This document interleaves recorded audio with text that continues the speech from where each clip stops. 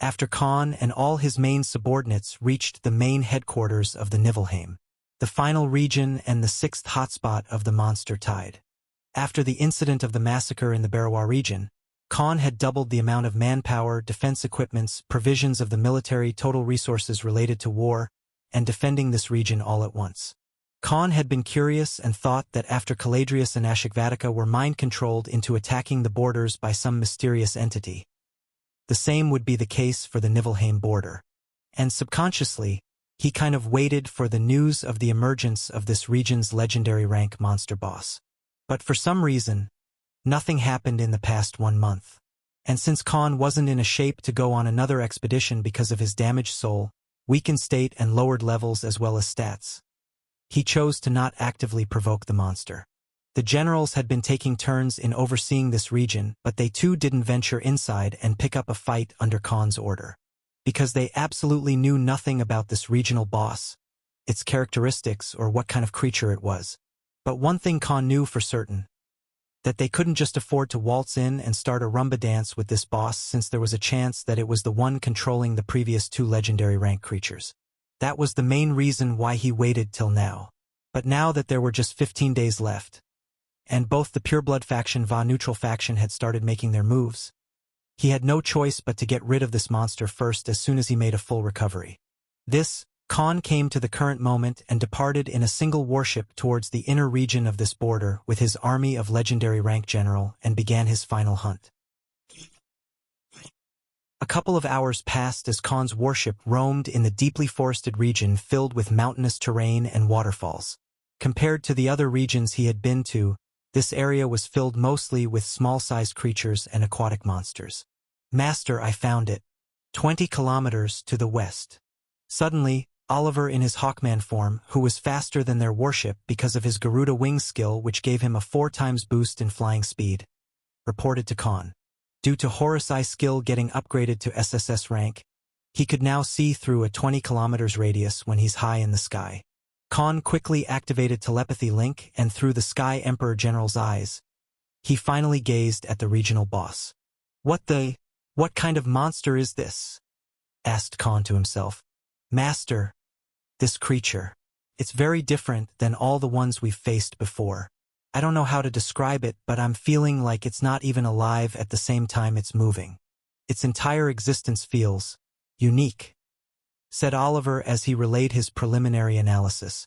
Compared to other generals, he was the most perceptive one when it came to noticing things that were out of the ordinary. So Khan took his words seriously from the get-go. "Prepare for battle. Surround it from different directions and do not go all out from the start. We need to assess the situation first. I don't want to get caught off guard like what happened with Caladrius," commanded Khan. All the subordinates donned in their new armors and weapons made from the body of the legendary Invimarak nodded in affirmation.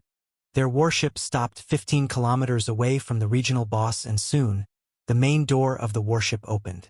Khan's entourage of multicolored warriors appeared at the entrance, and he gave the command, "Go, go, Power Rangers!" As all of the generals encircled the legendary rank monster who was sitting idly in between 2 small peaks from 5 kilometers away in different directions, it finally sensed their presence and instantly went into alert mode. "Mrah!" An ear-deafening roar filled the surroundings as shockwaves shook the trees and the river streams that ran in this area. Bang! And finally, the legendary rank creature in front of them revealed its entirety. A 100-meter-tall monster with dozens of massive violet tentacles that were as wide as a big house came out of its lower half.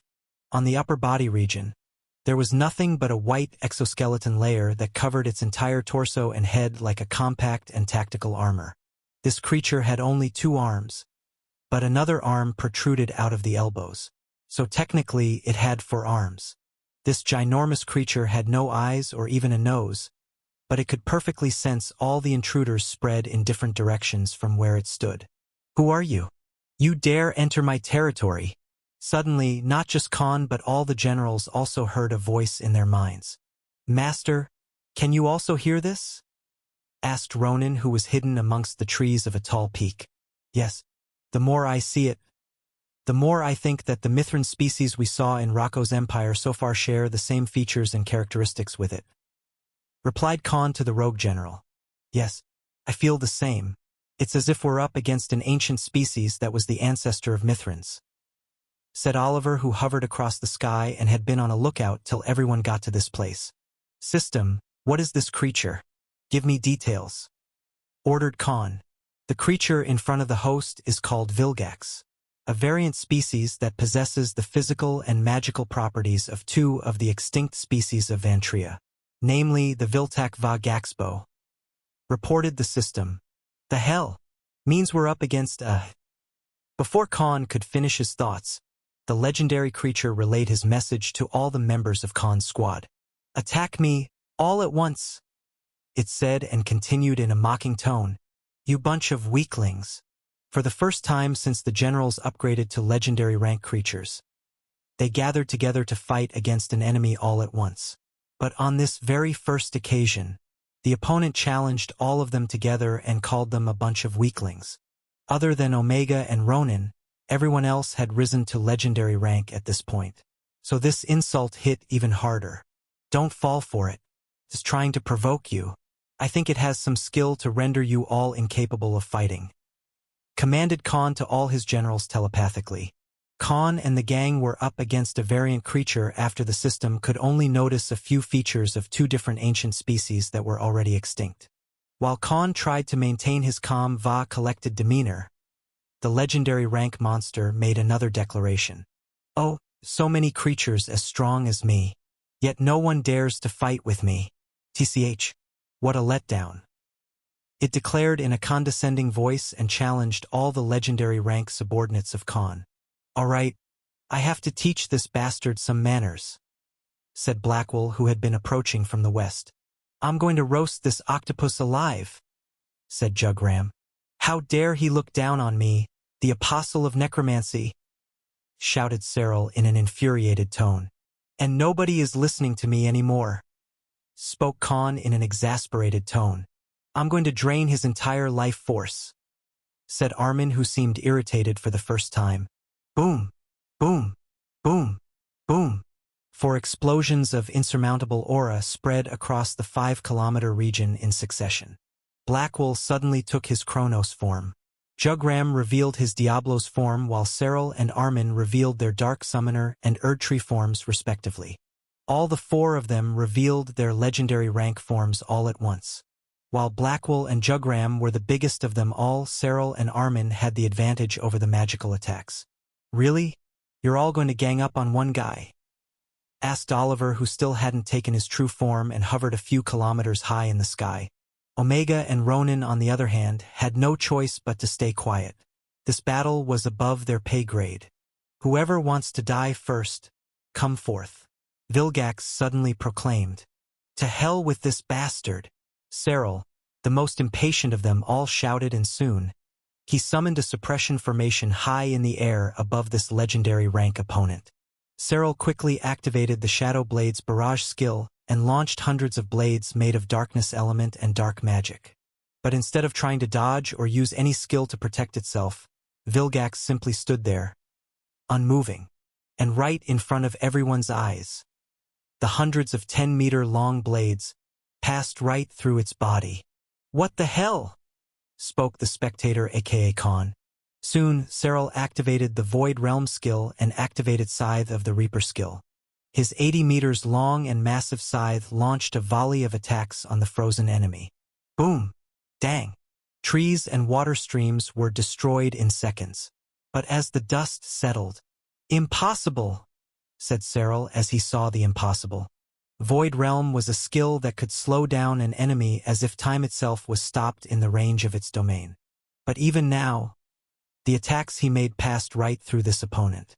However, suddenly, the enemy started moving as if this skill didn't work on its body at all. He sped towards the Necromancer General like an octopus using his dozens of tentacles. And right before, in front of everyone, he appeared in front of Cyril in a matter of seconds despite having an enormous 100 meters tall body. So fast, thought Khan. Swat. But before Cyril in his legendary form could even cast a spell, the massive tentacles of Vilgax swatted his entire body. Cyril, the apostle of necromancy, was yeeted a kilometer away. "Blackwell with me!" said Jugram in his Diablo's form and quickly activated his Hell Domain skill. This skill turned the entire 5 kilometers radius into a battlefield filled with hellfire. Hundreds of trees caught fire and the water stream evaporated within a few seconds as the temperature reached 500 degrees Celsius inside Jugram's domain. This skill was enough to burn over 100,000 people alive at once, but somehow, Vilgax didn't seem bothered at all. And just like how he bypassed Void Realm, it sprinted towards Jugram, and before the Hellblazer General could even react, the enemy entangled its tentacles and crawled over Jugram's massive body that was 5 times bigger than itself. Stab!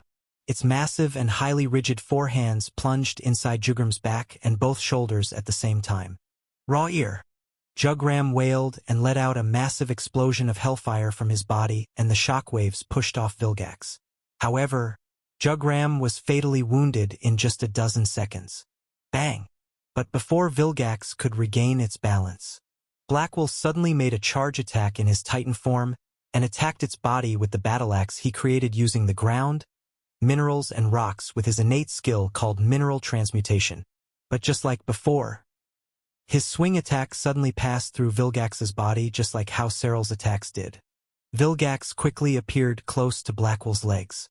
The gigantic Abyss Knight was already 1 kilometer tall in height alone because he had a primordial Titan bloodline, so he was 10 times taller than the opponent. But before he could move, all of Vilgax's tentacles wound around both of Blackwell's legs and pulled them closer. Even someone as strong as Blackwell was forced to lose his footing and, boom!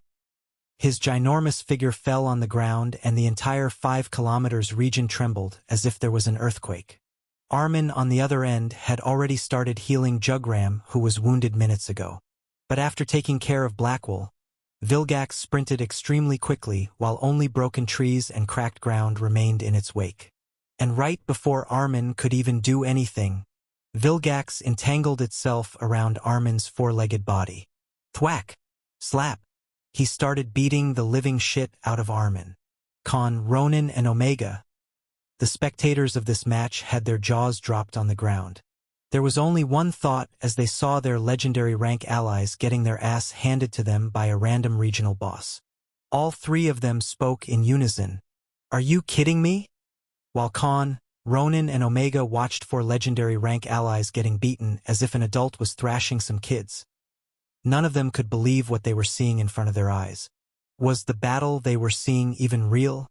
How could a massive creature like Vilgax simply phase through attacks and move so nimbly to the point even the legendary rank creatures of the same levels and fighting prowess couldn't even react in time? What a waste of time! You all dared to invade my domain while being so weak? Pathetic! Declared Vilgax with a contemptuous tone.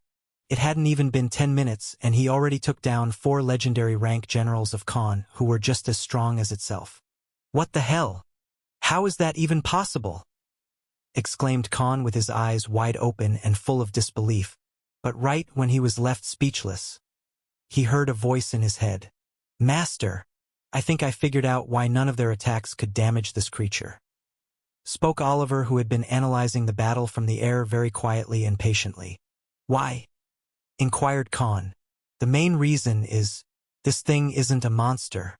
Rather," replied Oliver in a serious voice as he revealed his findings, "it's a legendary rank spirit." Oliver's voice resounded in Khan's mind and he was left asunder again. "What do you mean?" asked Khan in a confused tone. "What I mean is, it doesn't have a true body. It shifts to a physical form only when it's attacking an opponent, and for the rest of the time, it's in a spirit form that can't be harmed with any of our attacks. None of us possesses any skill that could counter it or damage it in any way," he elaborated. Khan was bewildered as Oliver explained the whole scenario to him after the latter made a careful analysis. "Cyril, check if what Oliver said is true," ordered Khan to Cyril, who was swatted away like a fly a few minutes ago. This was the first time Khan had encountered a spirit monster, and a legendary rank at that one. Until now, he only heard about these creatures in books he read while gathering information about different types of monsters and species in this empire. But so far, he never encountered a single one of these creatures. But now, his team was fighting one while having a time margin until the gateway to the Forbidden Zone opened in a couple of weeks. Ha ha ha, losers. Out of the blue, Rudra spoke in Khan's mind. You want to come out and fight it then? Asked Khan sarcastically. I still haven't fully completed absorbing the bloodline, so I can't fight. This is also a good experience for them. They shouldn't always rely on me, said Rudra. In reality, he was just making an excuse, because Rudra didn't want to be embarrassed like the rest either. Bitch, you only showed up twice, and none of us ever asked for your help, said Oliver, who was attacking from the air with his wind and lightning elemental storm skills. So far, he was the only General Vilgax couldn't reach. But his attacks made no difference either. If even someone like Blackwell and Jugram were forced back and taken down, there was nothing the remaining trio could do. I'm on it, replied Cyril, who just got up from the rubble of boulders and tree trunks. Cyril then cast various elemental spells and attacked from different sides. Other than being a necromancer, he was still a mage who was comparable to a legitimate first-stage magician. So he had mastered most of the elements till this point. However, just like before, none of the spells could affect Vilgax's body, which was no smaller than Cyril's skeletal one. Alright, keep it busy. I have to try something, said Khan, and while the battle continued in this massive and wide mountainous region, he summoned Lucifer and quickly slashed open a void crack. Khan entered inside the true dimension where nothing was out of his reach as soon as he had enough space force. But since he hadn't been able to absorb mana or any energy in the past month because of his damaged soul, he couldn't do the same for the latter either. He had barely enough space force to enter inside the true dimension for a few minutes. What the hell? That can't be, spoke Khan as he noticed the happenings of the battle from the true dimension. Because while he could see and sense the bodies of the legendary rank generals who were engaged in a battle, he couldn't see Vilgax in this plane of existence at all. There was simply nothing, and it felt like the generals were fighting a non-existent entity. After a few minutes, Khan ran out of space force because he used the dimensional cut skill where the enemy was supposed to be, but still nothing happened. What the hell is this? My dimensional cut can kill any creature even if I can't harm it from the real world.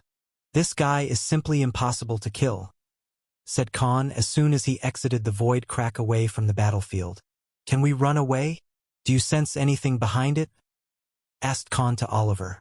Master, I've been meaning to tell you this. There is a distorted barrier that is over 20 kilometers in height, and even I can't see an end to the circumference of this invisible dome. This layer of barrier is simply too strong. I don't think even Cyril and Rudra can break through it. And I don't sense an opening in this barrier from the sky either. So if we want to go forward and reach the entrance, we need to kill this guy first, replied Oliver. Damn it. It's just like the map pinpointed. This Vilgax is actually the guardian of the entrance to the second layer of the barrier, said Khan. The other two places where Celine and Ezekiel were supposed to enter from had saints, so they already cleared off the guardians a century ago. As for Khan, he had no choice but to get rid of this guardian by himself because he was entering from Verlassen fiefdom.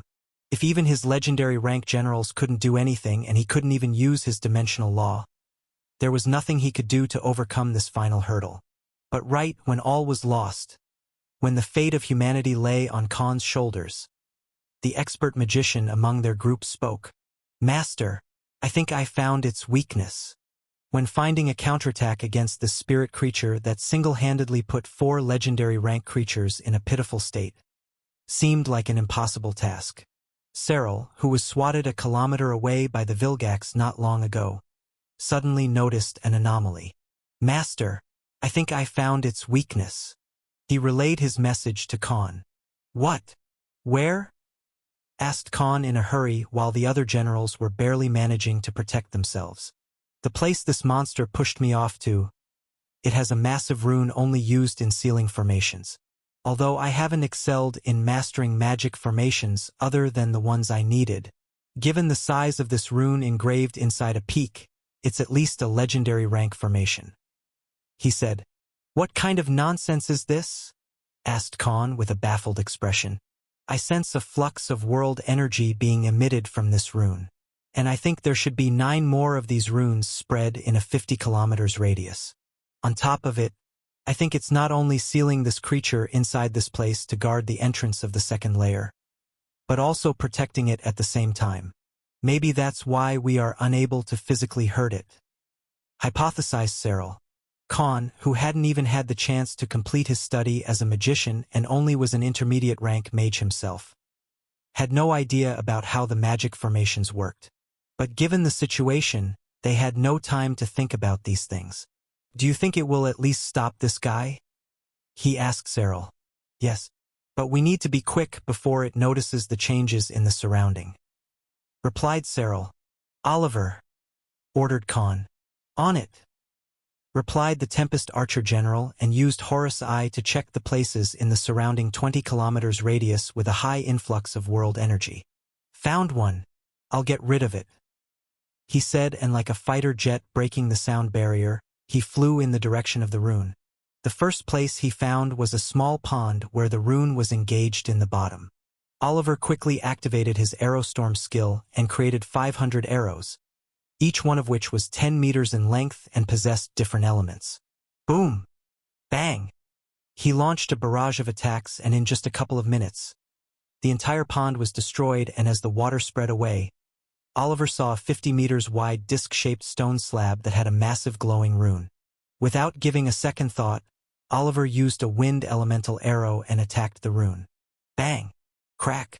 As the rune broke, a massive surge of world energy was expelled out of the stone slab. However, Vilgax was so busy thrashing his opponent that he didn't notice this influx that happened 10 kilometers away. Soon, Oliver flew at supersonic speed and started looking for these buried runes that were either placed inside an open field or a mountain itself. Neither Khan nor his generals knew who created this magic formation and sealed Vilgax inside it. Whether it was to trap it or force it to become the guardian of the entrance to the second layer of the barrier which led to the Forbidden Zone. They had no idea. But if they wanted to advance, there was no other way around it. Meanwhile, the battle continued while Oliver turned into his Thunderbird form. He searched and destroyed all the locations of the formation runes one by one while the other generals endured getting beaten by Vilgax since none of their attacks could hurt it. 30 minutes later, I'm done. Get rid of the final one. Messaged Oliver and Cyril, who found the first rune but hadn't done anything to it till now to avoid alarming this enemy, finally let out a sinister laugh. Ha ha ha! Laughed Cyril and retracted his steps to the place where he found the rune. Swoosh! He used the Scythe of the Reaper weapon skill and destroyed the rune in a single strike. Boom! After the massive burst of world energy was let out from the rune, Vilgax, who was moving as fast as a rabbit despite his massive size, finally felt something was amiss.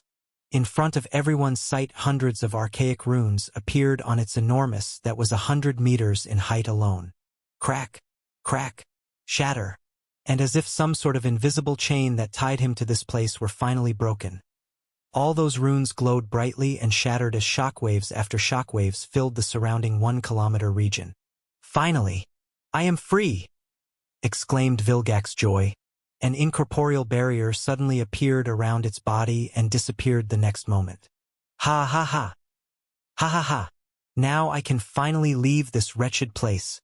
I haven't feasted for over a decade. I can finally have some proper meal. It thought, but the voice still reached inside Khan and all the generals. Hey you! Why didn't you say you were sealed here? Shouted Khan, who was 4 kilometers away, but his thoughts were heard by Vilgax.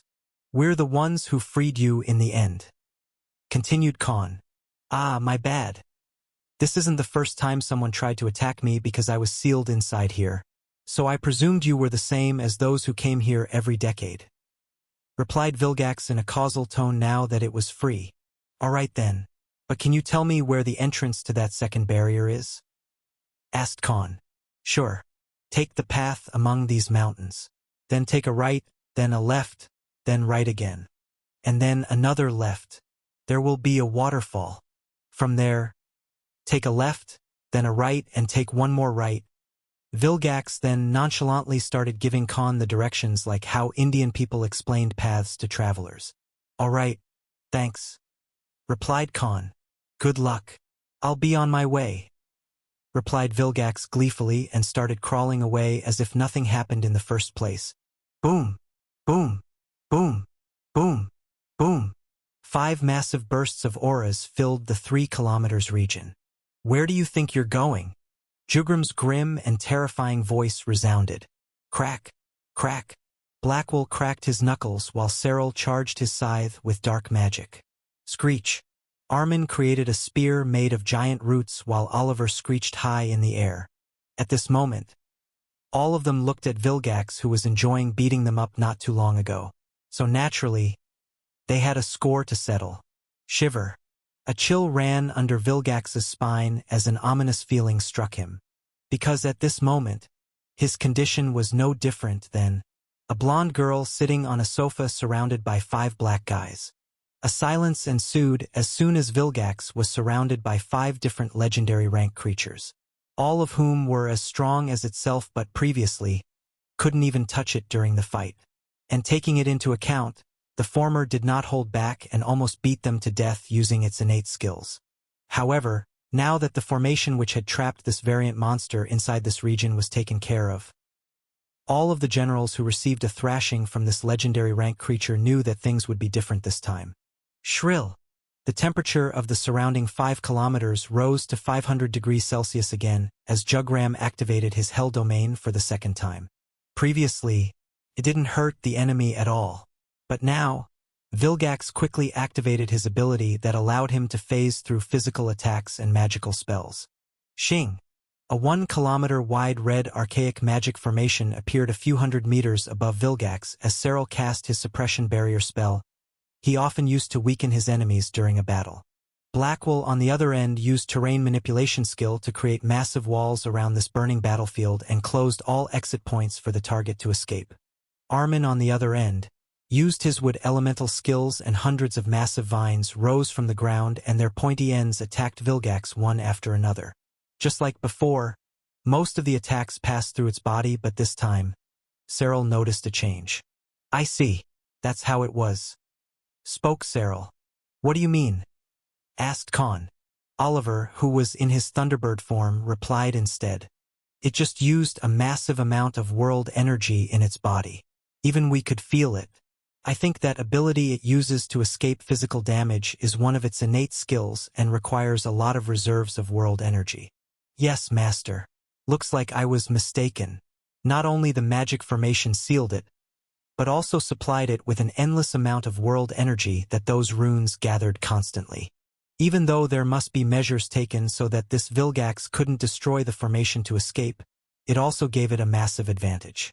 No wonder we never managed to weaken it," replied Cyril after his analysis. "So now that it's under Jugram's Hell Domain and your suppression barrier, all of its stats must have been reduced greatly. And that's why it needs to use a lot of world energy to survive the attacks compared to what it would need usually," said Khan as he quickly grasped the situation. He means it won't be able to pass through our attacks for a long time," replied Cyril. And just as Cyril stated, when Armin's massive vines attacked Vilgax, it didn't just stand there but actually tried to run away and evade these thrusting spear-like vines. Under the combined debuff state, Vilgax had its stats reduced by 85%. Now, even Khan was able to take down this spirit creature. The playful act of the generals attacking and toying with the enemy started. It could no longer use its ability without care. Rather, only when someone made a lethal strike. And since it was under the weakened state, it wasn't even half as fast as before.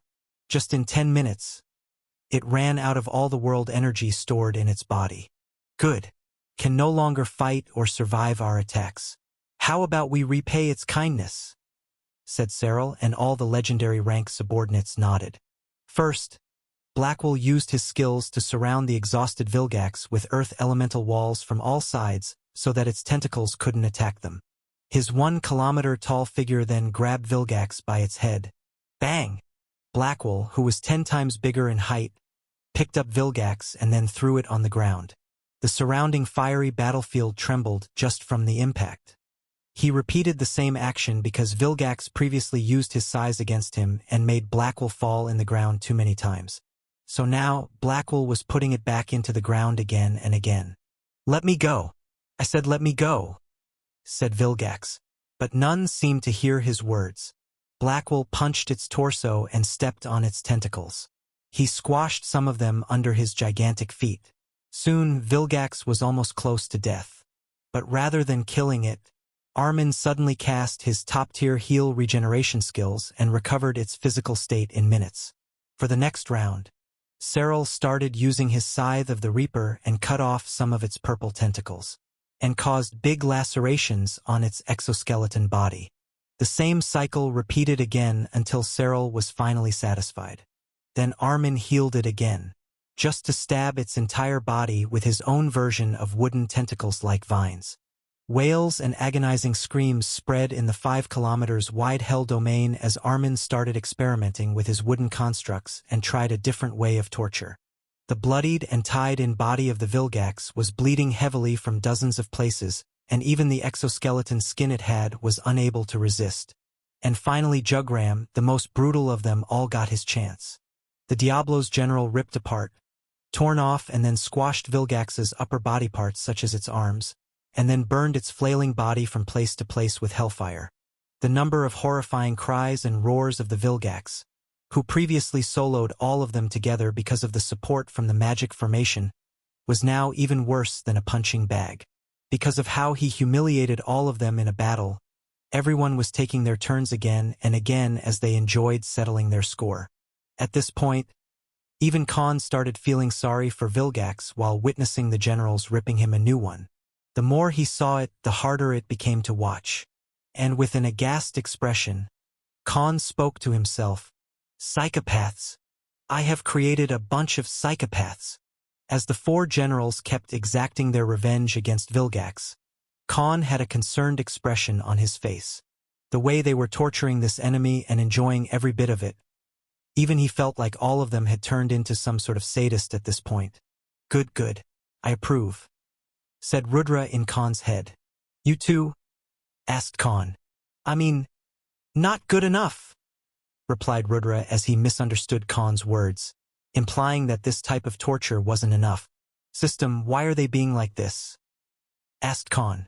"The generals have inherited different personality traits from the host. If the host is concerned about their mental state, perhaps the host should do some self-analysis," replied the system. Khan felt guilty out of a sudden. The generals did take after him, so he was the root cause of evil. "All right, that's enough. Finish it off," ordered Khan. 5 more minutes," shouted Armin. He plunged wooden vines of his own that moved like tentacles and ordered them to plunge inside the forbidden orifice of the Vilgax. Khan quickly turned his head around and spoke. "Why do I feel like I'm a failure as a father?" asked Khan to himself. Finally, when all of them were done, Cyril used one of the gifts he received from the deity of necromancy. He cast the chains of judgment to bind Vilgax in a place while the darkness elemental chains plunged them inside its entire body. Because of Jugram's hell domain, the defenses of this legendary rank creature had become negligible. And finally, the one general who hadn't partaken in this torture session and only saw it all from the sky decided to act. "Will of the heavens, grant me thy strength. Lend me your wrath to punish my foes," said Oliver in his Thunderbird form like he was a representative of the sky, beseeching the heavens. Soon, ear-deafening noises of raging thunderclaps filled the 2 kilometers radius and hundreds of lightning strikes emerged from the dark clouds as if God of Thunder was getting ready to attack. "Heaven's judgment," spoke Oliver, and soon, over 20 massive lightning strikes amassed together and merged into a 50 meters long thunderbolt. And finally, the blinding light that turned the entire battlefield white as Oliver commanded it to attack the chained Vilgax from the sky, and finally shouted the name of his new ultimate attack skill. Vajra! Bang! Boom! Over 500 meters of ground was turned into smithereens.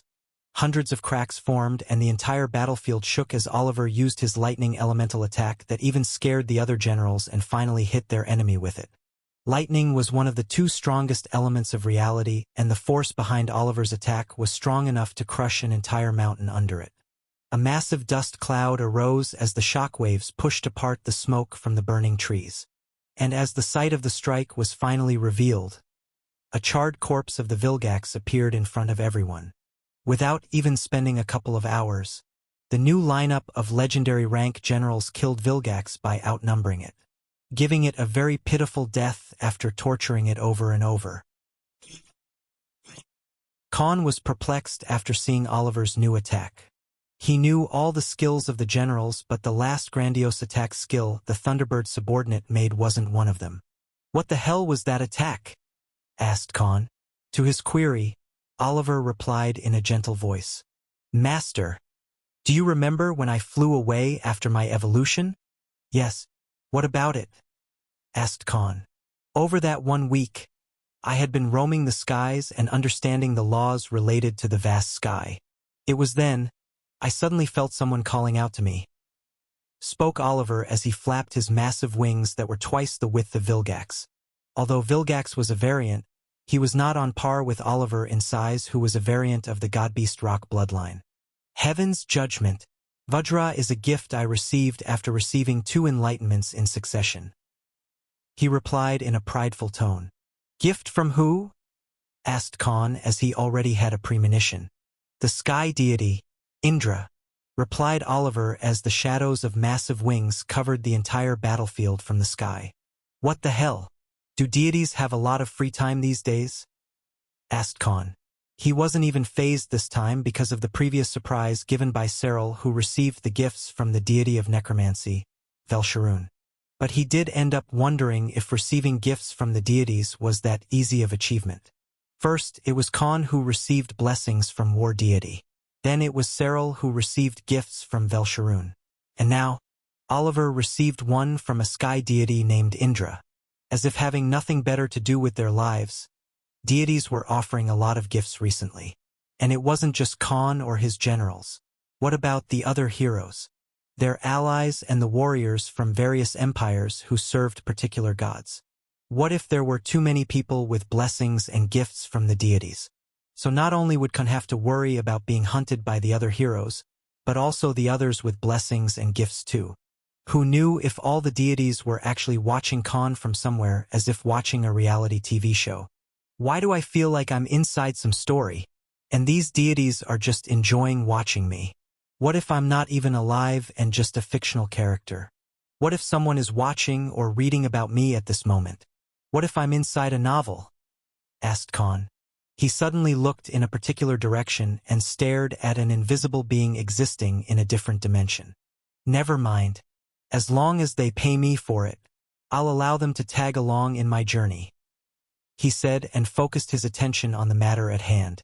Khan then landed on the massive body of the Vilgax, who beat his crew to death until they freed him and stopped his endless supply of world energy.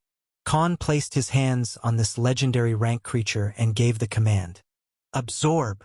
After spending 7 hours, Khan was finally done absorbing the abilities of the spirit creature Vilgax. But instead of hearing the list about the newly acquired abilities, he paid attention to an important matter first. "All right then, who should I go with this time?" wondered Khan. Suddenly, a particular subordinate appeared right beside him, as if he was there the whole time and finally decided to show himself. A man with green eyes and shoulder-length black hair, whose half of the face was covered in a black mask, now chose himself to be the one to evolve next. "I'll take this one." And thus, the candidate was selected without any problems. It was the left-hand man of Khan, also known as Ronin. Since there was no objection from Omega, Khan started the synthesis divine ability and gave his command. "Merge." 300,000 SS rank mana cores and ores are needed to complete this procedure. Suddenly, the system notified Khan. Why so many? Even Blackwell didn't need these many cores when I evolved him," queried Khan. The specimen used in the synthesis procedure is an amalgamation of various bloodlines. Thus, to perfectly form a physical form and also grant the ability to create a spiritual form for the general named Ronin, a high quantity of mana resources are required, explained the system. "All right then, Take it, spoke Khan and looked forward to Ronin's new evolution. As the synthesis procedure continued, Khan then commanded the system to show him the list. Congratulations to the host for acquiring the following abilities via skills. Spiritual Sense, SSS rank, active. Allows the host to use world energy and sense all the living creatures within 5 kilometers radius and map their locations in mind. Note: this ability can only be used after the host becomes a saint rank, being first. Phase Shift, SSS rank, active. Allows the host to temporarily change his body into a spirit form and pass through any objects, elemental attacks, or even living beings. Current activation time, 10 seconds. Note: a large amount of world energy is required to activate this skill. Spiritual Replica, Saint rank, active. Allows the host to create a spiritual replica of himself using world energy. This replica will possess all of the host's skills and abilities. However, it will have only 80% of the host's stats. This spiritual replica will be 50 times bigger than the host but will only have the upper body portion in spiritual form. All of the host's fighting skills and bloodline effects can be granted to this replica. The activation period depends on the host's reserves of world energy. As long as the host can provide an ample amount, the spiritual replica will continue to exist. Note: the host must break through to saint rank to use this ability. Updated from COM. Following are the merged abilities. Hunter Intent and Spiritual Sense have merged and created a new ability. Hunter's Domain, Saint rank. Allows the host to sense, pinpoint, and spiritually track any living being as per wish. The range of this skill is currently 5 kilometers radius. Note: the range and effectiveness of the ability will increase with the progress in the host's rank and levels. Bloodline Vilgax. Current bloodline purity, 100%. Note: Spiritual Sense has been merged under Survival Instinct Blessing. Survival Instinct has reached stage 4. The spiritual replica can also use the Azura mode. Reported the system. Khan on the receiving end was shivering. Not because of fear but due to overwhelming excitement. Bloody hell! Did I just receive my own version of Susanoo and a Bankai? Because these 3 new skills were just totally insane. Although he couldn't use them because of his limited rank as of now.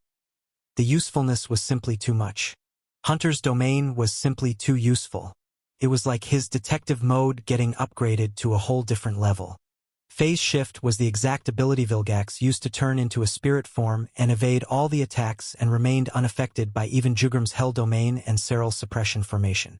Even though Khan could only use it for 10 seconds even after he became a saint, that was probably his second best life-saving skill after the Dimensional Law skills.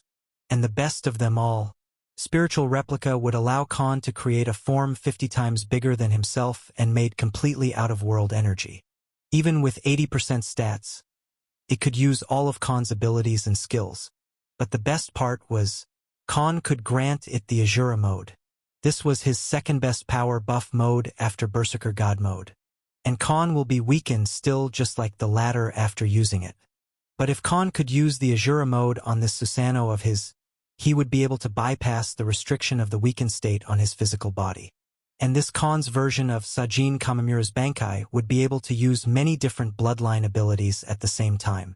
Like Khan could use the physical skills of Basilisk, Invimarak, Jormungandr, Mountain Titan, and Draconian bloodlines at the same time on his spiritual replica. And all he needed was a source of immense world energy, for which he already had the biggest and baddest object of them all, the Peak Saint's Core. All Khan needed to do was become a saint and he would finally have another OP skill that would be no different than gaining an extra Khan with the same fighting capacity as him. After 8 more hours passed, the synthesis process was finally completed. Shuya. Strong winds formed a couple of typhoons and an eerie atmosphere came to be in the middle of the battlefield. Boom! 100-meter tall body of a humanoid monster, whose entire body was a combination of Vilgax's white exoskeleton armor and pulsating red flesh, came to be. 250 meters long tentacles were protruding from its back and from its forearms. There were two massive blades, big and strong enough to even cut down someone like Jugram in a fight. On the center of the head was a single bright yellow eye, and on the back it had a long tail. Ronan, in his new evolved form, looked like a biomechanical creature made for the sole purpose of killing. Just then, the system gave Khan a notification. The general named Ronan has evolved into a new species. It's called. The system took a pause and finally revealed the names of Ronan's new form. Thanatos. Khan was too stunned to speak as he saw Ronan's legendary rank form. Even the massive 10-meter-long blades on his forearms looked like blades of chaos that would cut through anything. The two extensions from his back appeared to be an upgraded version of Vilgax's tentacles, but with glimmering blue light coming out of them, as if they had a completely different purpose than just choking his enemies to death. And Ronan's humanoid shape looked simply too agile and slender enough to give him a lot of speed in battle despite his massive 100-meter-tall frame. "System, give me his details," commanded Khan. "Congratulations to the host. Subordinate named has invoked a legendary rank class. Following are the statistics and abilities. Name Ronan. Species, Thanatos. Variant Soul Reaper. Job, Spirit Assassin. Legendary rank. Rank, legendary rank. Level, 239. Strength, 13,759. Agility, 20,189. Dexterity, 18,934. Defense, 4,010. Mana, 8,367. Following are the abilities and skills. Spiritual Sense, SSS rank. Poison Immunity, legendary rank. Spiritual Replica, Saint rank. Phase Shift, Saint rank. Soul Collector, legendary rank. Passive. General named Ronan can absorb and collect the souls of his victims to increase his rank, levels, and effectiveness of all skills. Note: the stronger the soul consumed, the more additional effects and levels will increase. Phantasm, Saint rank. Active. Ronan can use the collected souls of the enemies in a battle and turn them into a supplementary source of world energy. The subordinate can use this energy to replenish his reserves of world energy and use the skills that require it without running out of reserves. Note: the more souls are collected by subordinate, the more energy will be absorbed and converted. Invisibility, SSS rank. Active. Ronan can now completely seal his presence while turning invisible. No being under a 5th stage saint rank or mythical rank will be able to sense his presence. Note: this ability can rank up only after the next evolution to mythical rank. Following are upgraded abilities and skills. Fear Toxin, SSS rank.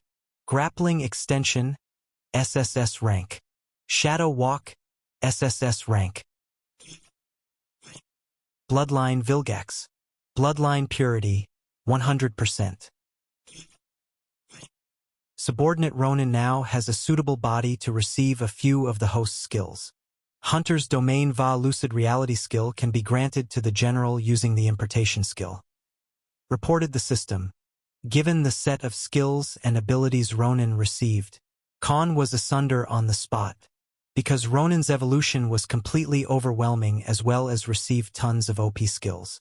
He now had 3 Saint rank skills already, but to top it, there was also a legendary rank ability. Like how Armin could heal a soul, Ronan could steal them and actually use them to increase his levels and effectiveness of skills, which was a major game changer for Khan. With this skill set, Ronan was probably someone with the best assassination skills and a custom-made killing machine. Although the weak monster had weaker souls, a legendary rank creature or even a saint rank individual had a much stronger soul compared to others. So his rise in levels would be extremely fast compared to the others. And if Ronan ever managed to get his hands on the soul of a chosen hero, he would probably go straight to the mythical rank. Ronin could also absorb the souls of enemies directly and use them as a source, just like world energy, to turn invisible and phase shift to fight and kill his enemies. This means in a large-scale war, the more he killed, the more energy he would get, which would enable him to use his abilities and skills again and again without running out of world energy. This will be no different than how Khan used the Peak Saint's core like an endless supply of world energy, while his doppelganger turned it into the Space Force. In Ronin's case, he'd have no limits on how many times he can use his skills using this energy. System, give Hunter's domain and lucid reality to Ronin. Commanded Khan. Importation completed. Replied the system. This whole hunt had turned out very fruitful to Khan because now, not only he could enter the second layer of the barrier, which was also the entrance to the Forbidden Region, but also, all the regional bosses who caused the annual monster tides were taken care of. Means from now on, millions of soldiers and normal citizens won't have to die every year like how they did in the past 150 years. Because of the restrictions of the barrier that prevented saints from entering this region for the past 200 years, none of these legendary rank monsters were taken care of. Hence, more than 2 billion people who lived in Verlassen in the past 200 years had died. And finally, it took Khan, a chosen hero of a god, to get rid of these monsters and ensure their safety. Although Khan could use this opportunity to boast around the entire fiefdom as well as the Rakos Empire, he chose not to, because that would force him to reveal too much information he'd rather have kept a secret. Also, he didn't need praise or validation from others to acknowledge his achievements. With this, Khan had completed the biggest task of his sovereignty: to protect the lives of the people. After the squad was done taking care of the battlefield using Armin and Blackwell's skills, they departed for the entrance, which was their main objective to begin with. Their warship reached the entrance after following the directions told by Vilgax, and finally, everyone saw this rumored entrance that no one had been able to access in the past 150 years.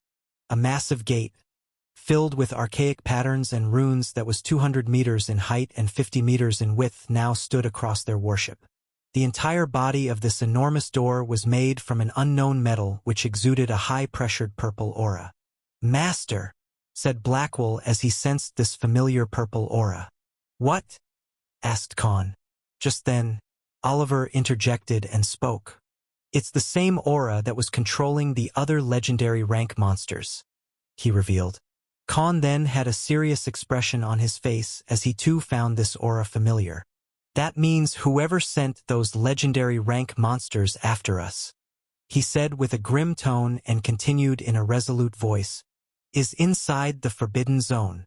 The next morning, Khan returned to Asyr after taking care of the matters at Niflheim's borders and military headquarters. He left Jugram in charge of that place to monitor and protect it till the final day game. For the next 10 days, he made arrangements to keep the Verlassen fiefdom operating when he and all the generals would leave for the Forbidden Region, and needed a fully functional administration that would overlook every aspect of the fiefdom in their absence.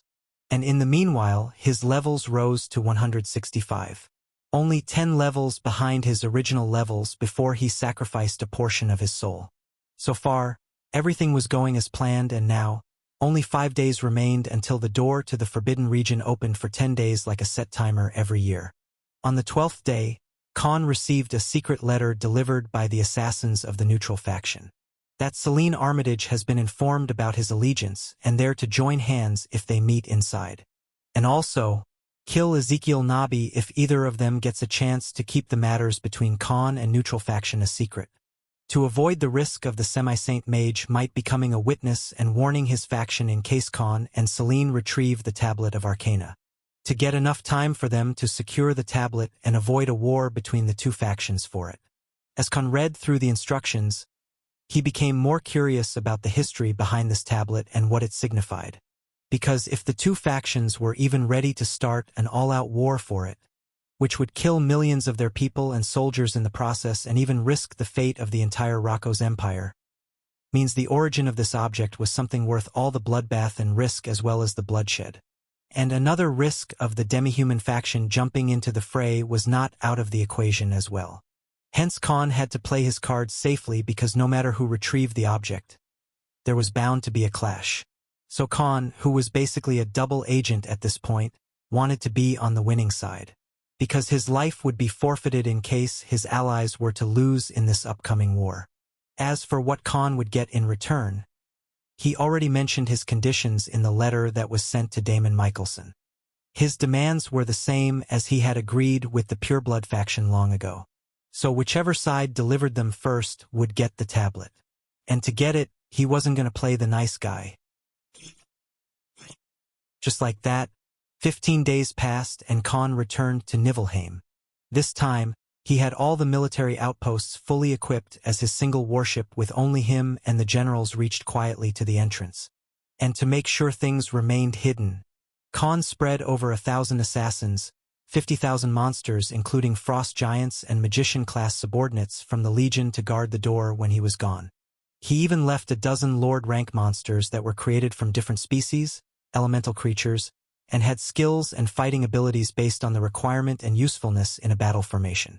And finally, when the night came, shrill. A high-pitched shrill filled the surrounding 5 kilometers region, and the door made of unknown metal started exuding high-pressured waves of world energy. A purple aura that permeated in the air suddenly froze, and soon, all the archaic runes on this massive door shone bright yellow. Creak! Creak! A thick layer of purple aura had covered what was on the other side of the door, as if you needed to walk inside this door to see the inner zone. All right, get inside my shadow. Only a semi-saint can enter inside. We need to bypass that restriction. Ordered Khan, and all the generals disappeared into his shadow. Phew! Let's hope I can make things work in my favor. My future in this world depends on it. Spoke Khan and heaved a long sigh. Tap, tap. He started walking towards the now open door with both his hands folded behind his back. To Khan, he felt he was entering the boss room already. As per the information he received, this door will stay open only for 10 days. So he has to complete this task in that period or he will be forever stuck inside. And since his future, as well as his rise in power and authority, depended on the deal he made and the outcome of this final task, even Khan felt nervous for a second. It was time for him to embark on this new expedition that had an unsolved history. So far, he only knew about the death of the previous hero of lightning inside this region over 200 years ago. Also, it had something to do with the imperial family and the Great War which happened over 100 years ago when all the 3 7th-stage saints joined hands during a coup and killed the previous emperor. Khan believed the coup itself happened because the 3 faction leaders desperately wanted this tablet of Arcana for some reason. Recently, even the Emperor's chosen competition was rigged by them to get one of the other 2 exit points as their fiefdom. While Khan, who was the sovereign of Verlassen, had to clean the house and hunt down his enemies to gain full control.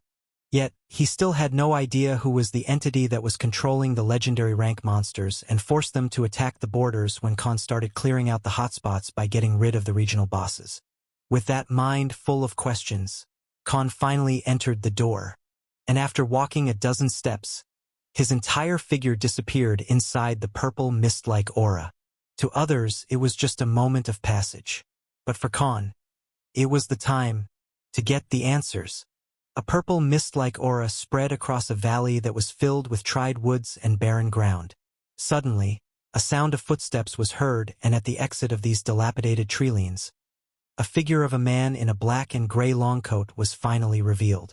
Khan exited the dense fog and finally saw what was ahead of him. What the hell?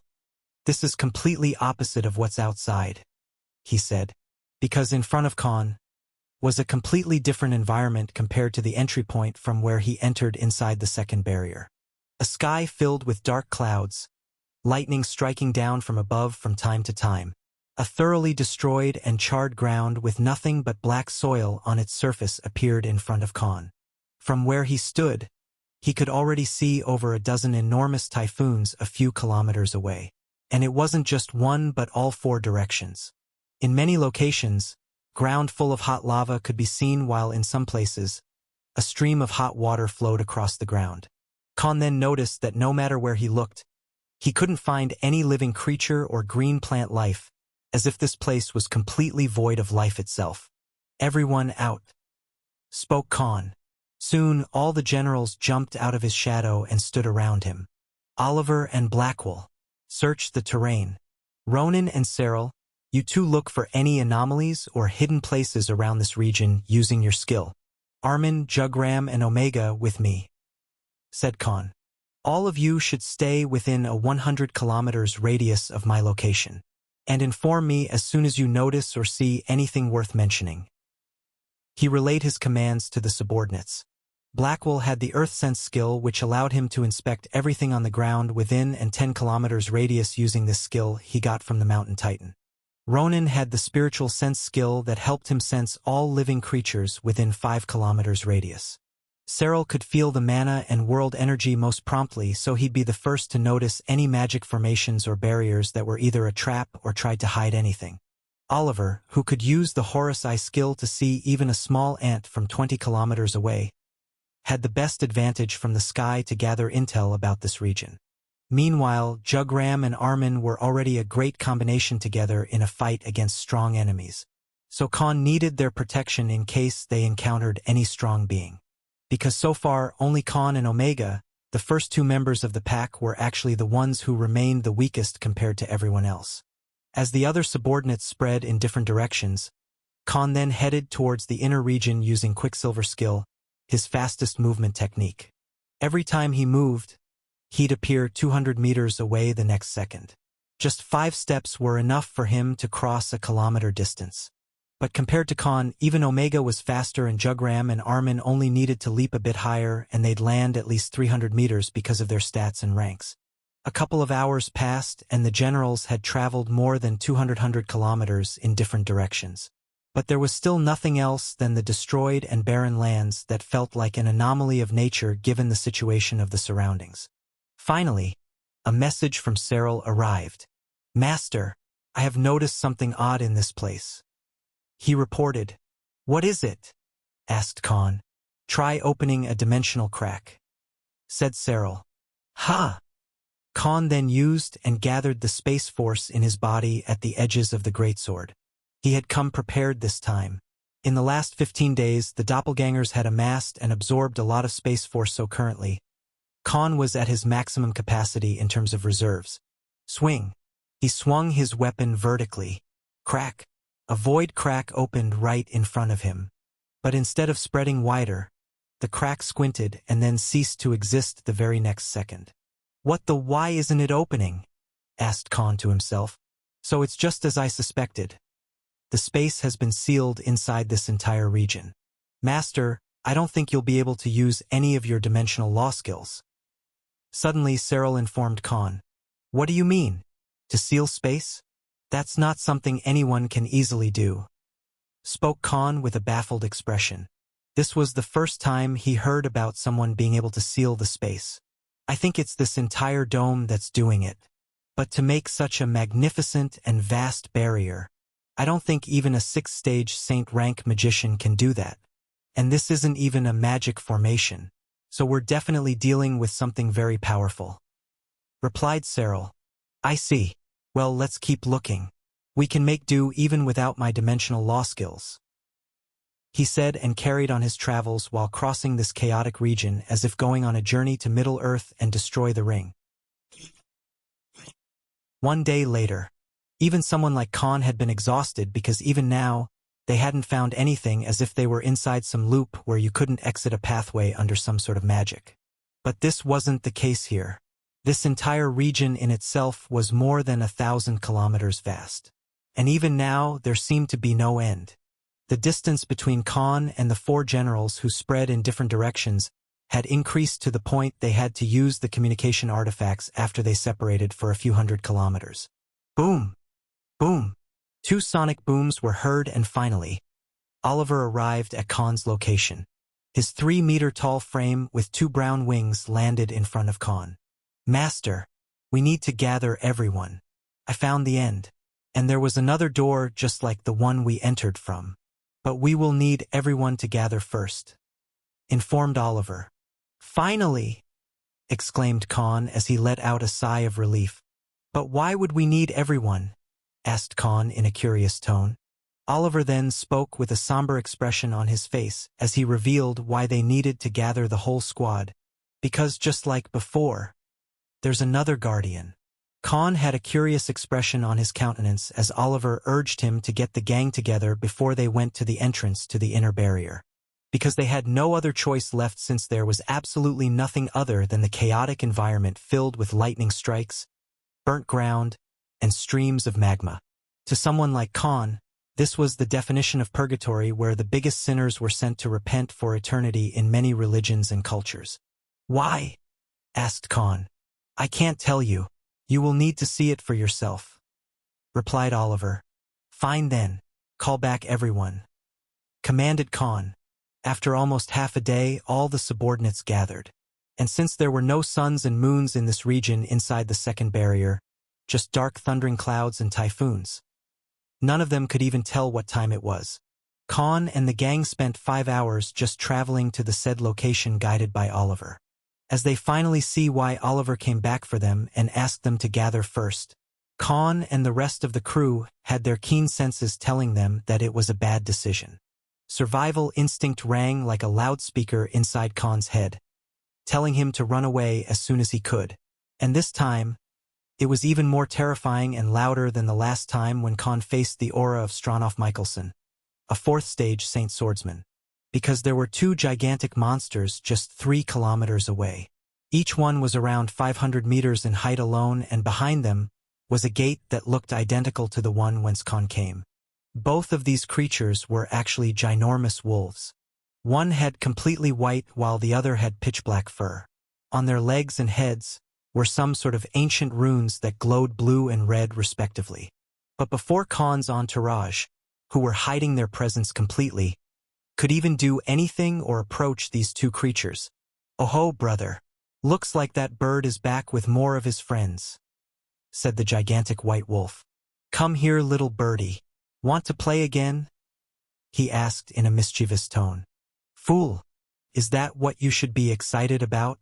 And why are there beasts like us this time? Shouldn't it be those warriors from small and weak species as always? And I think that other than that weakling human among them, the rest are all monsters. There's even an undead amongst them," said the black wolf, who reprimanded his brother.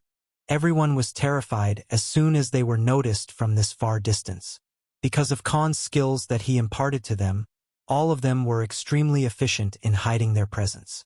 But even so, they were found very easily. "System, what are these 2? asked Khan as he. "Both of them are mythical rank creatures named Skoll and Hattie, direct descendants of the god-beast Fenrir," replied the system. "Based on their aura, world energy, and size, both of them are at least level 300. Reported the system even without Khan asking. Khan had an awestruck expression on his. "Mythical rank. Both of these 2 guardians were of mythical rank. Even with their whole crew, taking out 1 mythical rank was already an impossible task. But there were 2 of them. Human, you should forget about that tablet. Even I can't do anything against them. I could be of use if there was only 1. But 2 means certain death for all of us." Rudra suddenly spoke in Khan's mind. "Damn! No wonder no one was able to retrieve that tablet thing. Not only could only semi-saints enter here, but they were up against mythical rank monsters at that. Even 3 semi-saints can barely hold against a 1st stage saint. But there are 2 who are comparable to a 3rd stage saint, maybe even above given their rank," said Khan. Meanwhile, all the generals got in a battle formation, ready to defend their master. "Oh, there's one with our bloodline too, but he's too weak. And his bloodline isn't very pure either," said the black wolf. At this moment, Oliver decided to speak up. "Master, I saw them from 20 kilometers away when I was searching through this place. And when I saw them from afar and came here to assess the situation, they sensed me despite me completely hiding my aura. Later, they challenged me to a fight," revealed Oliver. "And given the sky an endless supply of lightning, I was already in my peak battlefield environment. And since they had hidden their rank, I engaged in a battle with them. But after fighting with them head-on, even my biggest attack skill, Vajra, didn't even touch them. Rather, my strongest strike was diverted into a different direction," he iterated. "But before I could retract from the battle, I was pulled in by some gravitational force and both the wolves ran after me as if I was their prey. I changed to my Hawkman form and barely managed to escape. But I noticed one thing, that one of them can pull things closer while the other can push things away. Explained Oliver about why he was embarrassed to reveal the reason when Khan asked him. Because Oliver was basically hunted down like two wolves chasing after a turkey. That's why even Oliver failed to defeat them, since he wasn't confident to win against this duo in his Thunderbird form. Master, those runes. They're similar just like the ones we saw on Vilgax after we destroyed the magic formation, said Cyril. I see. I don't think we can defeat them, so I have to try something. Spoke Khan, and inside of hiding behind his allies he marched forth. Khan then stopped as soon as he came 2 kilometers close to the massive duo. And instead of exuding any type of aura or intent to fight, he acted like someone familiar with these two monsters. Before we start, I have a proposition. Instead of fighting between ourselves for no reason, how about we? He said and revealed his plan to avoid a conflict. Make a deal. Khan stood in front of these 2 gigantic wolves, who appeared more like wolf deities to him at this point. There was no fear or hesitation on his face either when anyone else in his place would have run away right from the beginning. I and my subordinates only need to enter the door behind you, and if you agree to our request, I have a proposition to offer, said Khan as he looked both these creatures in the eye. He wasn't being careless when he came and stood close to these 2. He had defensive measures of his own ready. If these 2 creatures decided to attack him or make any dangerous move, he'd instantly switch places with Ronan, who had silently created a 5 kilometers distance between him and the 2 mythical rank monsters. Khan would shadow swap ability and appear far away while Ronan would use the phase shift ability to save himself. But to propose a deal, he had to take a risk. Before we start that conversation, how can you understand and speak our language? Asked Skoll, the white one among the duo. Does it matter? You should be focused on what I'm offering instead, said Khan confidently. And what is that? Asked Hattie, the black one. Khan then spoke with a benign smile on his face. Freedom, declared Khan as if offering the easiest thing in the world. Oh, interesting. And how do you propose we do that, human? Asked Hattie again. We have dealt with this before, and we know how to get rid of these, said Khan. Now, you can choose to attack us or let us help you escape this imprisonment. In the latter choice, everyone benefits, he said in a magnanimous tone. Ha ha! Ha ha! Skoll's loud laugh that shook the ground resounded in the 4 kilometers radius. What an idiot! Spoke Hattie without showing the slightest will to cooperate. Master, actually, their runes are on their heads. If we want to break the formation, you know what I mean. Just then, Cyril spoke through the telepathy link. Damn, I really should have thought this through. Thought Khan, but still carried on his bluff.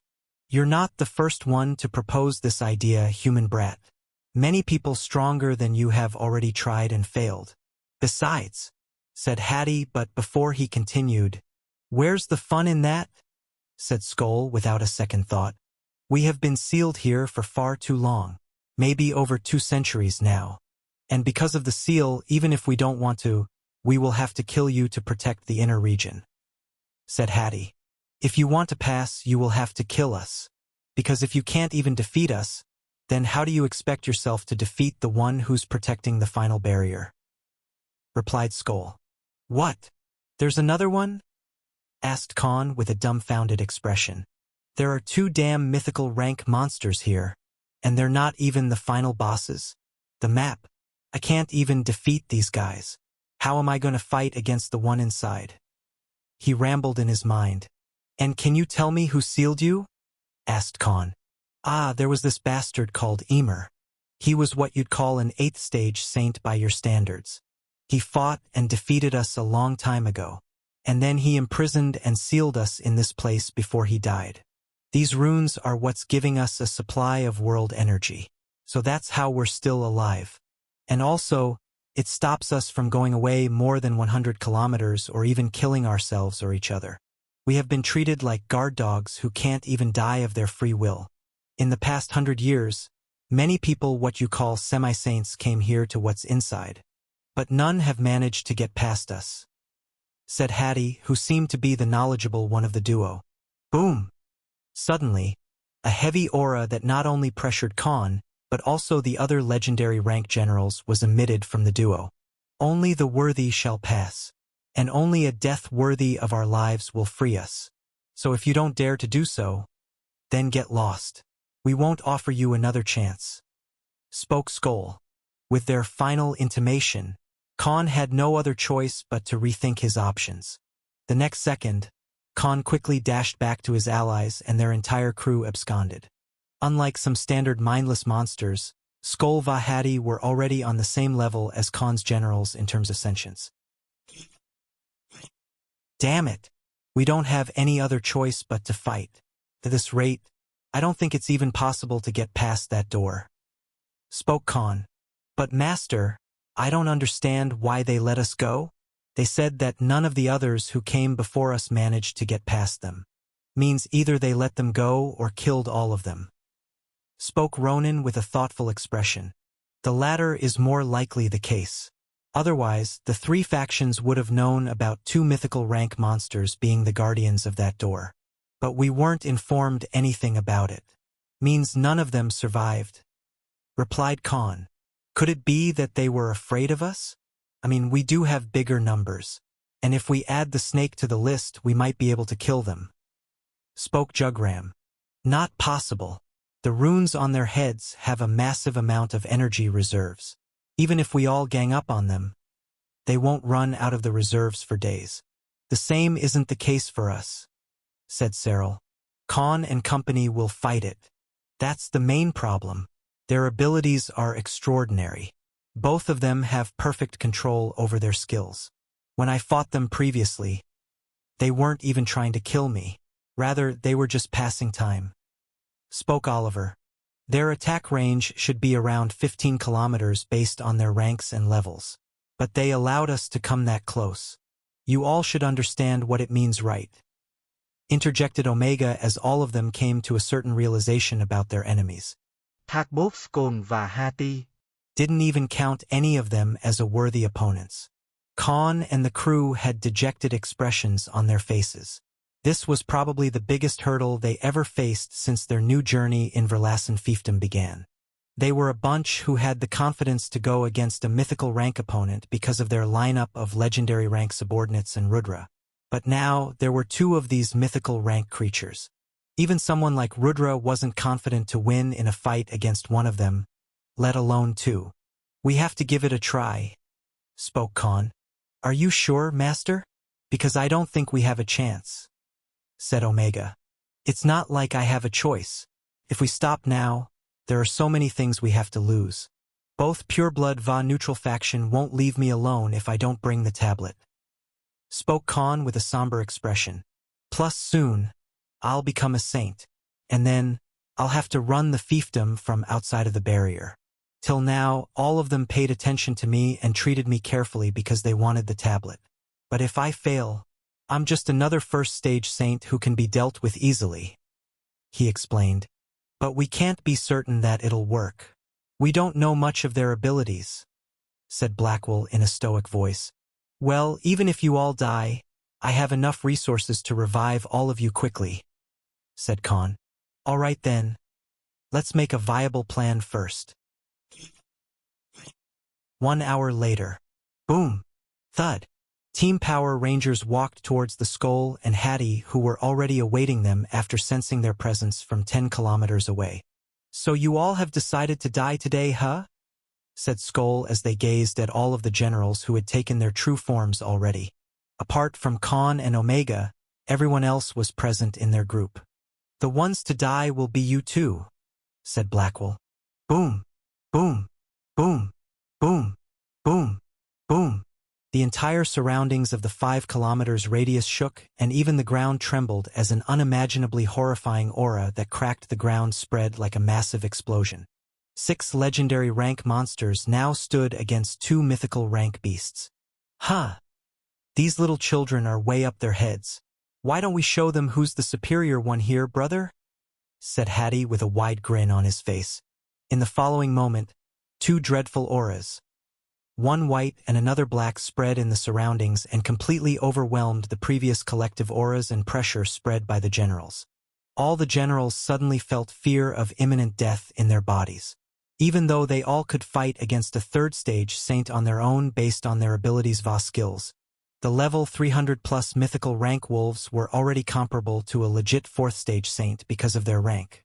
And there were two of them, so their collective murderous aura easily thwarted the one released by the generals. In response, all of the generals got into battle formation. Blackwell and Jugram in the front, Cyril and Ronan in the middle, and Armin in the back. Oliver, however, quickly spread his wings and took off high in the sky. Other than Blackwell, Oliver, and Jugram, the rest looked like little toddlers in front of Skull Vahadi due to their size differences. The duo of 500-meter-tall wolves activated all the tunes on their bodies and finally decided to show them why they looked down on all the generals. Crack! Crack! Blackwell used terrain manipulation and 20 massive boulders, each sizing around 100 meters in height alone, ascended from the ground, and he grabbed two of them in both hands. And like the beast titan, he threw these massive boulders one by one that were only 1/10 of his ginormous size. Swoosh! Swoosh! Roo! The boulders that were big enough to kill 1,000 soldiers in a battle with a single strike were hurled high in the air and soon reached the Wolf brothers, who stood 2 kilometers away. Boom! A burst of white aura was revealed from Skull, and as soon as came a kilometer close, all 20 of the boulders suddenly stopped midway in the air. How primitive! Spoke Skull as he scoffed at the Kronos general, who was a variant primordial titan. We don't accept gifts from strangers. Take them back, said Hattie, and the next second, a black aura that encapsulated these massive boulders came to be. And before Blackwell could even react, a suction force suddenly dragged his massive 1-kilometer-tall body towards the wolves.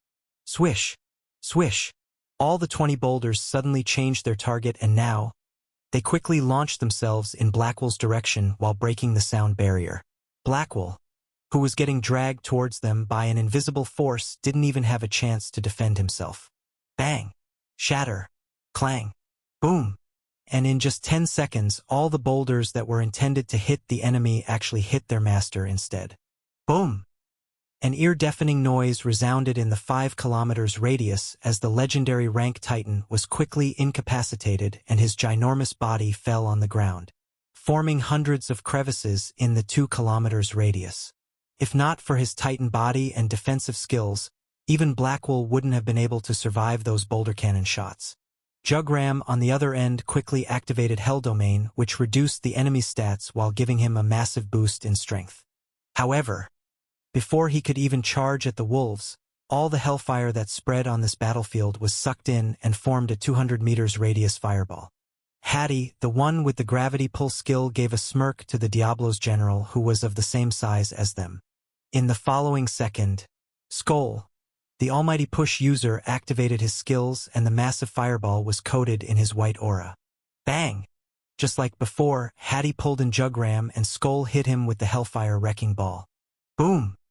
Jugram was flung a kilometer away as his own weapon was used against him. Hattie then pulled in those massive earth elemental boulders and Skull used his powers to hit Jugram again with those boulders. It hadn't even been 5 minutes since the battle started, and yet the vanguard was already taken down. 2 down, spoke Skull as he grinned. The next moment, Hattie completed the sentence. 4 more to go. As the mythical rank wolves took down their vanguard despite all the buffs and team effects from Blackwell, Jugram, and Armin, the remaining 4 had no choice but to act quickly. Cyril, from the left end, flew dozens of meters high in the air using his 4 massive wings that spanned 50 meters in width. The next second, he quickly summoned the Scythe of the Reaper and also activated Book of the Damned that increased his stats by 4 times and attack damage output by 3 times.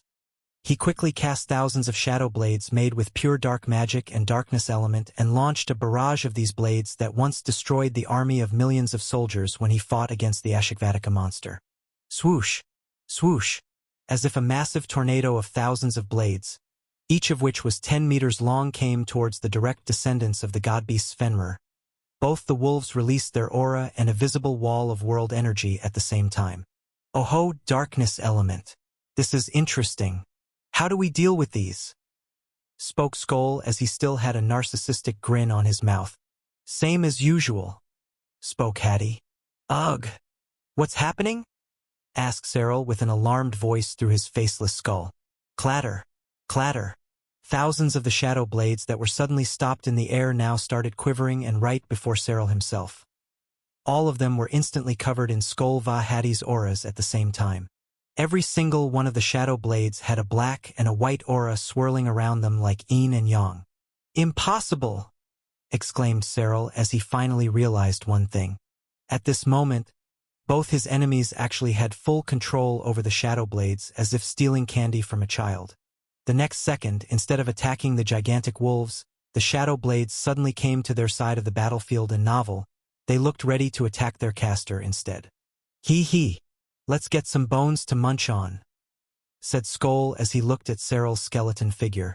For the first time after his evolution, Cyril felt like his entire being was under threat as the white wolf talked about eating his bones. And before he could get the gist of things, the tornado of shadow blades suddenly launched towards their side instead. Cyril quickly cast the darkness barrier while Armin cast his wood elemental dome that covered him like an egg. Boom! Bang! Clang! A relentless barrage of shadow blades collided against their respective barriers, and in a matter of seconds, hundreds of long cracks formed on their protective barrier. Shatter! Crack! Shatter! It didn't even take a minute before both the barriers were broken and Cyril, who was floating in the air, was hit by his own ace skill that was unparalleled in a large-scale battle. Thud! His disheveled figure dropped on the ground.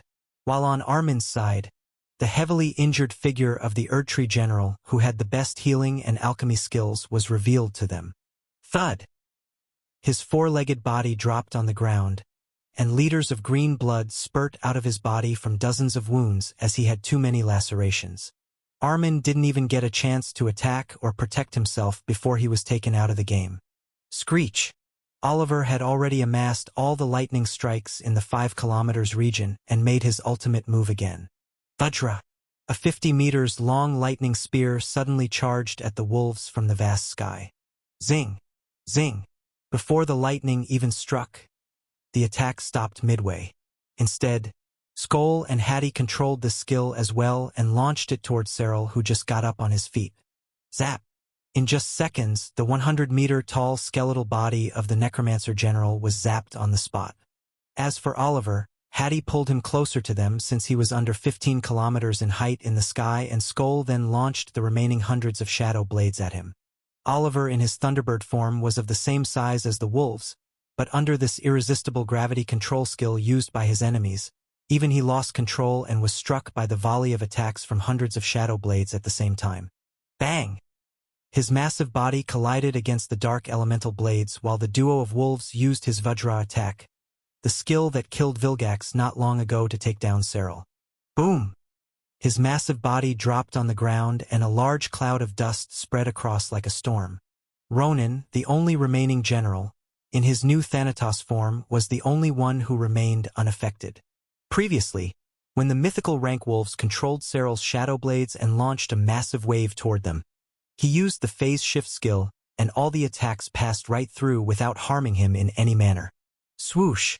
The next moment, his image flickered and disappeared right from the spot.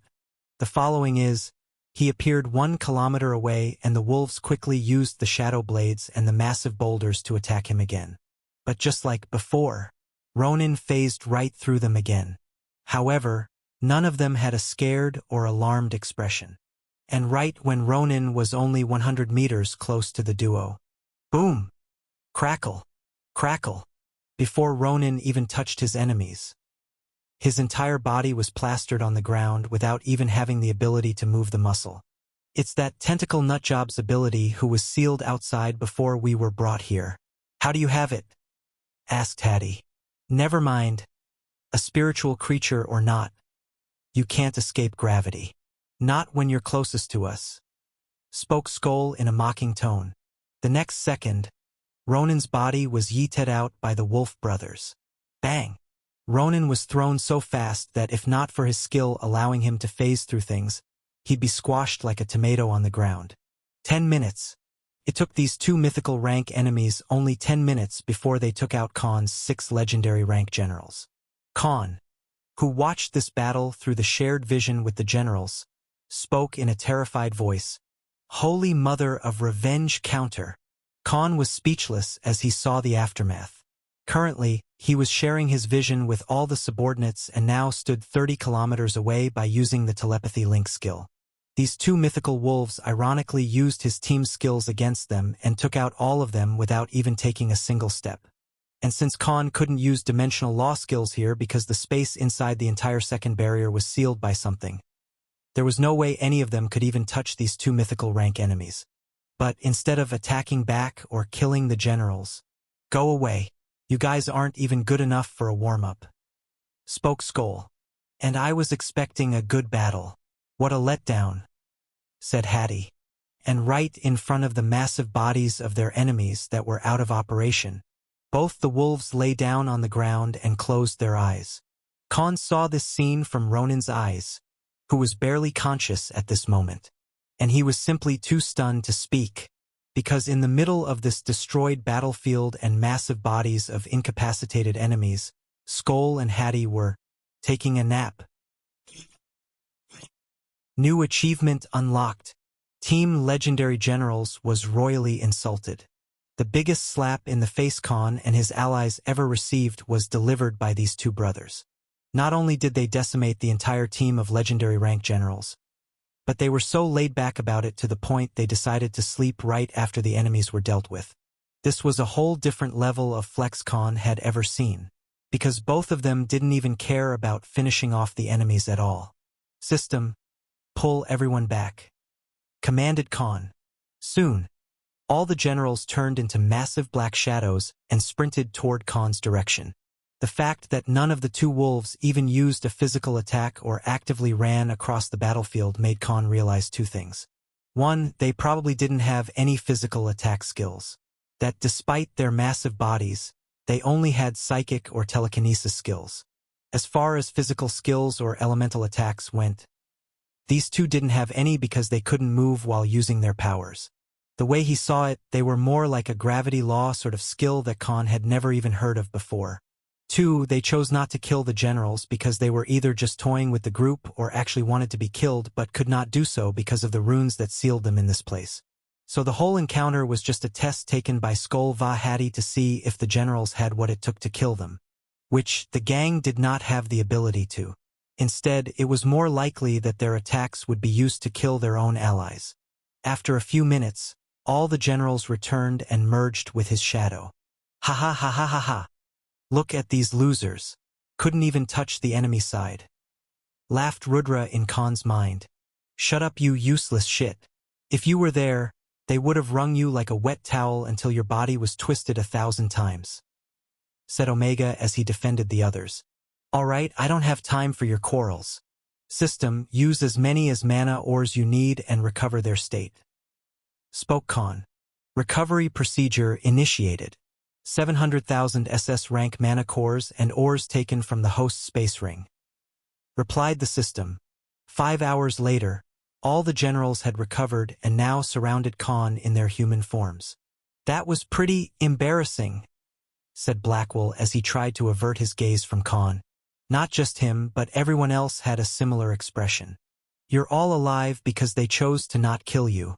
Otherwise, it would have taken me days to resurrect all of you even with all the resources I have. And since we've already wasted 2 days now, we can't afford any more failures," said Khan. "But Master, I don't think we still have any chance to defeat them even if we fought again," said Cyril. However, Khan had a different thought compared to the rest. "I noticed a few things while I watched the fight from all of your eyes, and if I'm right, they have some conditions while using their powers," spoke Khan with a thoughtful expression. "What conditions, Master?" asked Ronin. "During a battle, both of them cannot use their powers at the same time. Skoll or Hattie always used their skills and abilities only after one of them finished using his skill. And even though they are extremely powerful, using their powers takes a lot of mental strain on them. I think that's why the runes are right on their heads," he revealed. "And I think we have a way," But most of you will have to die if we want to succeed.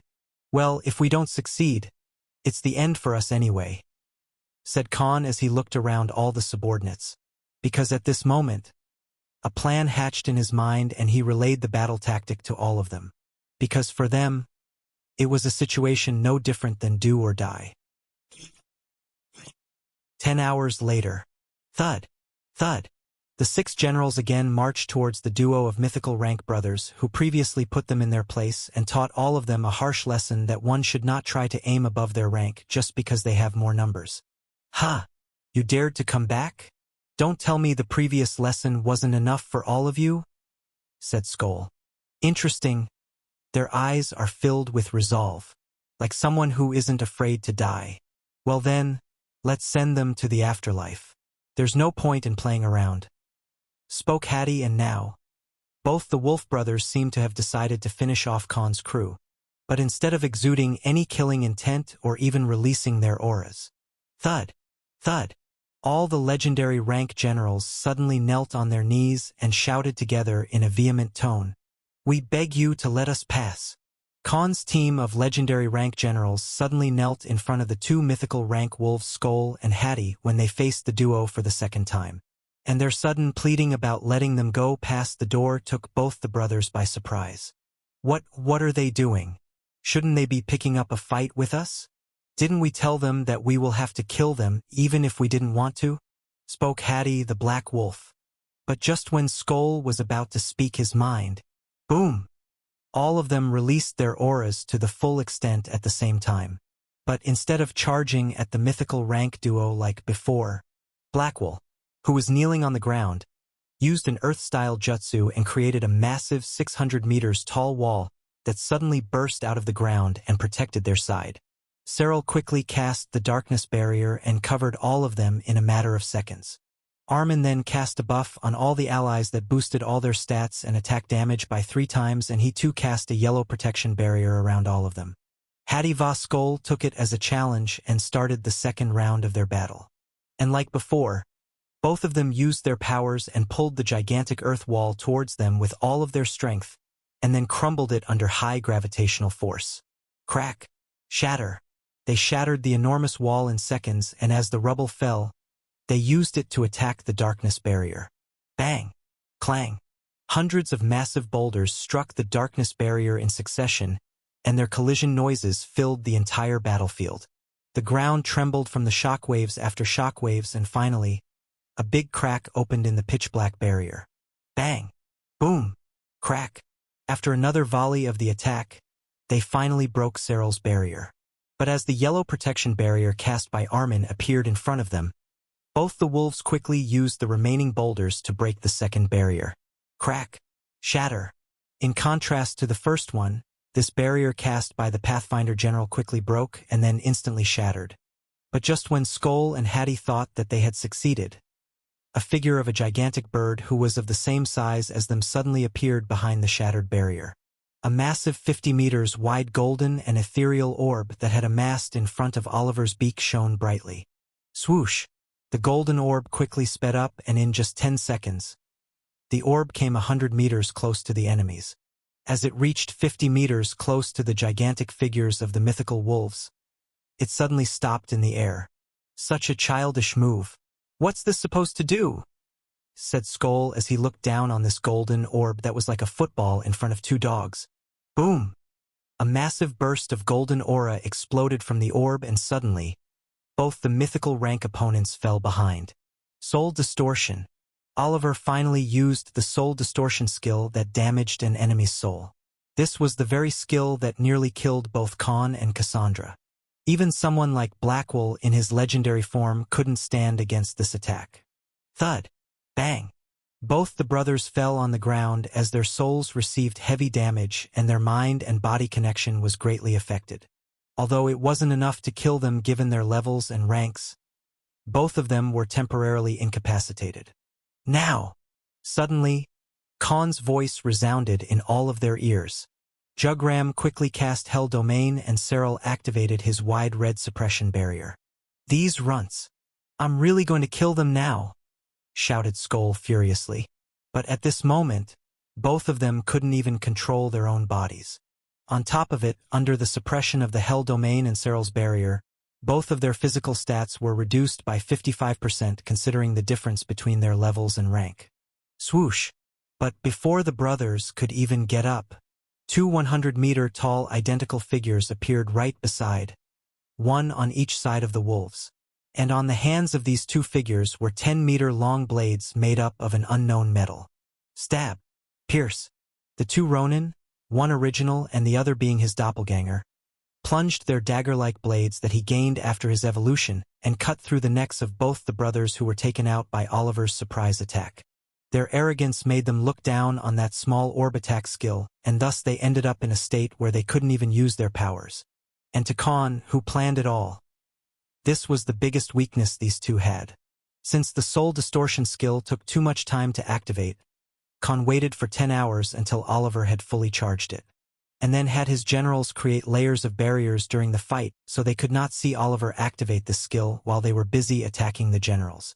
And just as he expected, both the mythical rank opponents looked on this skill and even allowed it to come closer just to flex their superiority.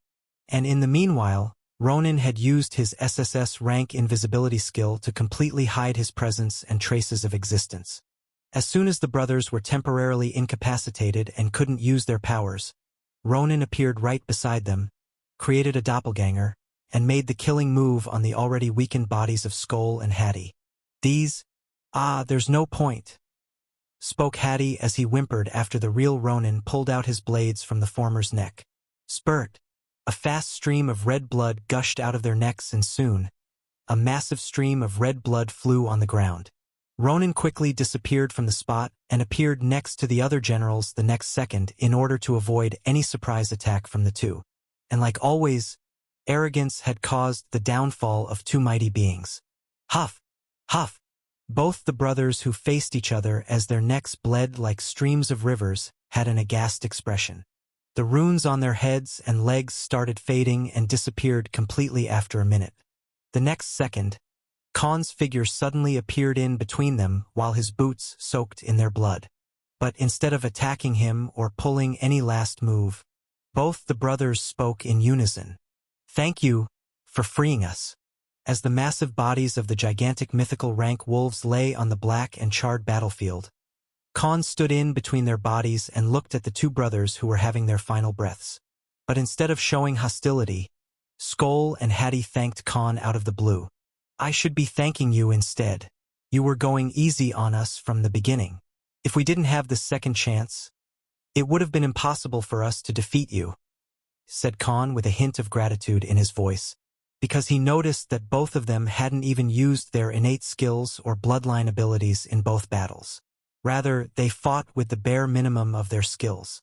No way in hell the two mythical rank monsters would be so easy to take down even with his well-thought strategy if they had gone all out.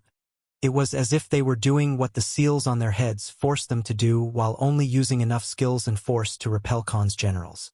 Although Khan indeed found a weakness, just executing the plan became possible because the enemies didn't even reveal their full powers even till the last moment. This wasn't a win he achieved based on his skills or worthiness, and neither was it a hard-won victory, but actually a pity shown by these two mythical rank descendants of a god-beast. And the evident truth was, Skoll and Hattie allowed Khan's team to kill them. May I ask why you didn't use all of your skills? Asked Khan. Because all of you would have died even before you came 10 kilometers close to our proximity, said Skoll as liters of blood dripped from his mouth. Do not be discouraged, human. It's just that for beings like us with great lineage, a life of a slave isn't worth living. Spoke Hattie in a somber tone. We already made our peace with death long ago. We'd rather be dead than become someone's servant. But that's a fate we've been enduring for 2 centuries now. And out of all those who came till this point, only your warriors seem to have a chance. Iterated Skoll. And you didn't use your strength but our weakness against us. That's an honorable defeat in my eyes. And finally, we can leave this hellish place. Declared Hattie again. Even in their dying moments, both of them were only speaking in turns as if it represented their existence. Tap, tap. Omega, in his white attire of the nobility and a katana on his waist, appeared close to their fallen heads and looked at the ginormous bodies from up close. He made a 90-degree bow to both of them as a form of showing respect to these great warriors. "Come forth, our kin," said Hattie as he barely gathered his remaining strength to talk. "Huff, huff, let this be our parting gift to you. I hope you don't have to experience the same fate as us," said Skoll as he huffed heavily. Those were the last words spoken by the mythical Rank brothers, who chose to die willingly rather than carrying on living after 2 centuries of enslavement. To them, death was the only way to get free from the chains that bound them. As for Khan and the others, they now felt bad for killing these guardians who were forced to live a fate worse than death for such a long time. And after they finally died peacefully, both of their bodies suddenly lightened up and an ethereal black and white orb of energy appeared above the corpses of Skoll and Hattie respectively. "Master, those are the wisps of their souls. I can feel it," said Ronan. "Are they dangerous?" asked Khan. "No, there are not. It's more likely that they carry only fragments of their souls, like memories," replied Ronan, the one who landed the finishing blow. And right before everyone's eyes, the 2 wisps entered Omega's body. The very next moment, he felt a surge of immense energy run through his flesh and veins. For the next half an hour, Omega stood still on the spot without opening his eyes as he absorbed the wisps. And finally, after he opened his eyes, Omega looked at the lifeless corpses of these 2 mythical Rank beings who could have killed them all long ago if they wanted to. "Thank you, seniors. I shall live up to your expectations," said Omega with grateful eyes. He again bowed in respect to Skoll and Hattie to show his appreciation. "What did you receive?" asked Khan, who stood beside him. They gave their knowledge about how to improve the Fenrir bloodline as well as make proper use of other god-beasts' bloodlines. "I thought I was the exception, but turns out the many descendants of the god-beast Fenrir have the Devourer ability," said Omega. "Oh, the skill you gained when you evolved into a Leakin?" asked Khan as he remembered one of Omega's innate skills back when he ranked up Omega during his hunting days in Bromner Dungeon in Flavit City. So far, this skill was useless because Omega didn't get his share of god-beast bloodlines, and he didn't possess enough bloodline purity to make use of them either. So even without knowing that I could evolve you, they imparted their knowledge. "I guess our impression of them was wrong," said Khan as he sighed. If not forced into the choice of having to kill them, maybe Khan wouldn't have willingly chosen to fight them either. Rather than acting like mindless and rabid monsters that he usually fought with, Skoll and Hattie seemed like the cool adults who had seen a lot about the world and wanted to give proper guidance to the young ones like Omega. In the following minutes, Khan had Ronan push their bodies extremely close and started the ability absorption divine ability. And for the first time so far, it took Khan more than 15 hours to completely absorb their skills, abilities, and bloodlines. As he was finally done, Khan didn't bother checking the list and looked at Omega. "You ready?" he asked. Omega only nodded, but with a dejected expression. In his mind, he felt sad for both Skoll and Hattie, who were forced by a powerful entity to live as slaves for 200 years. "Merge!" commanded Khan as he began the synthesis procedure. Omega was the very first subordinate he created in the Abyss Forest after he faced those 3 wolves as soon as he entered the world of Vantria. Yet he was the last one to finally get a chance to evolve after their expedition began. So to Khan, it was much more important to finally see Omega get his deserved upgrade. To Khan, Omega was, and always would be, the first ally. As soon as the synthesis procedure began, Omega, the first ally who has been with Khan since day 1, started his evolution. The system notified Khan. 2 million SS rank cores and ores are required to carry out this synthesis. Otherwise, evolution will be a failure, said the system. "What the hell? 2 million? Why so many?" asked Khan in a befuddled voice. The gap between the levels and ranks of the subordinate Omega and the 2 specimens is too big. Thus, additional resources are required to close off this difference and successfully complete the synthesis procedure, replied the system. "I see. That was unexpected. All right, take it," spoke Khan and commanded. This was the highest count system ever asked of him. 2 million SS rank cores were enough to create 5 million ordinary subordinates. But thanks to Khan's current financial state where he didn't have to pay taxes, he had too many resources that many billionaires and saints in Rocco's empire didn't have. In the meanwhile, he decided to go through the list of newly acquired abilities. "Show me the list," he said. And as he went through the list, Khan was completely flabbergasted and exclaimed, "Sweet baby Jesus! Gravity law acquired. The host can create, shape, move, control, interact with, and manipulate gravity, a natural phenomenon in which all things with mass or energy can be controlled.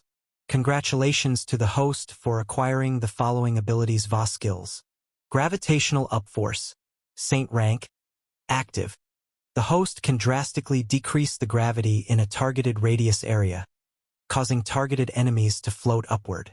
Current maximum range, 2 kilometers. Maximum number of enemies that can be targeted at once, 1,000.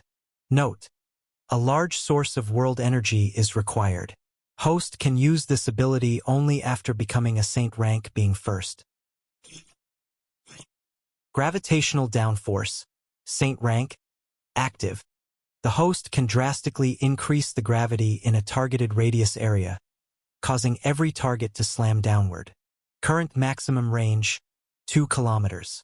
Maximum number of enemies that can be targeted at once, 1,000.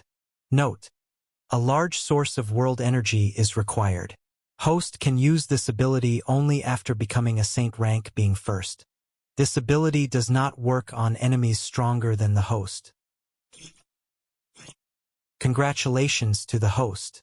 Both previous abilities have merged under War Dominance. War Dominance has risen to stage 6.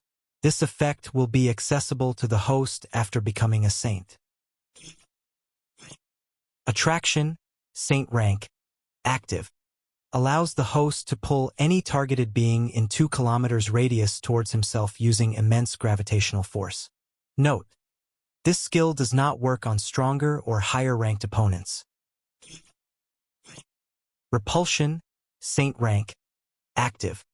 Allow the host to push any targeted being in 2 kilometers radius away from himself using immense gravitational force. Note: this skill does not work on stronger or higher ranked opponents. Gravity imprisonment, Saint rank, active. Imprison entities or objects by creating a strong gravitational force around them in a 5 kilometers radius around the host. Note: this ability requires a massive amount of world energy. The host must become a saint to use this skill. The system would like to inform the host that the gravity law is one of the 5 strongest laws of reality. The host has already mastered the space law till peak Grandmaster rank. He is advised to impose his mastery in gravity law, as well as both the laws are very compatible with each other in a battle. Bloodline, Godbeast Fenrir. Current bloodline purity, 55%. Reported the system. Skol Vahadi had actually mastered the gravity law. Khan was left speechless on the spot after hearing this notification. He knew that space law was one of the strongest laws but never knew about the others. And miraculously, he got these gravity law skills, each one of which was absolutely a game-changer in a battle. Because the range and effectiveness of the skills were simply too much. And he'd be able to defeat over 1,000 enemies at once just by using these abilities and not even having the need to lift a finger. Attraction and repulsion were the exact abilities Hattie and Skol used to pull and push away the generals and attacks during the battle.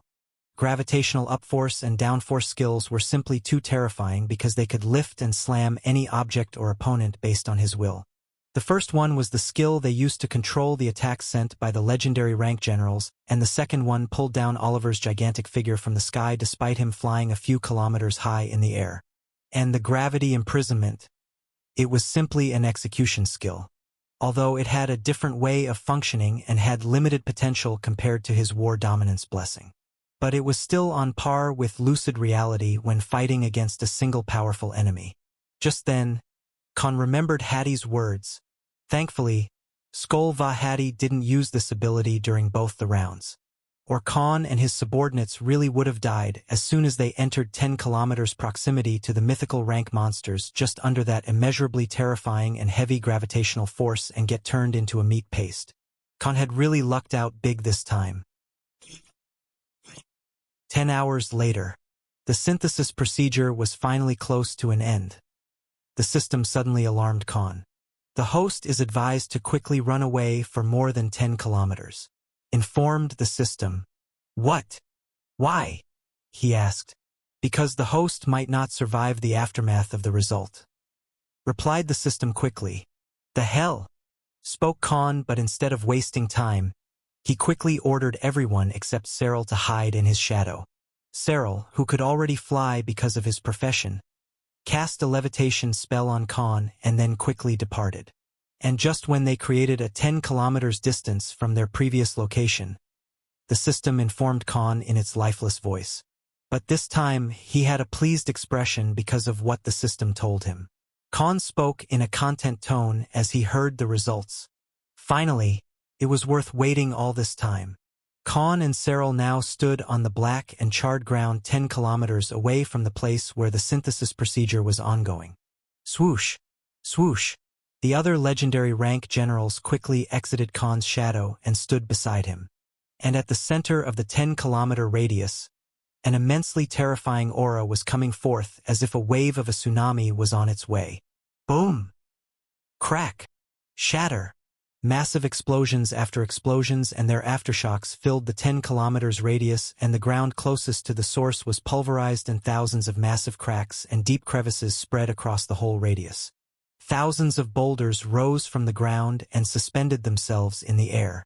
Soon, even these massive and heavy boulders started shattering and crumbled into small pebbles in the matter of seconds.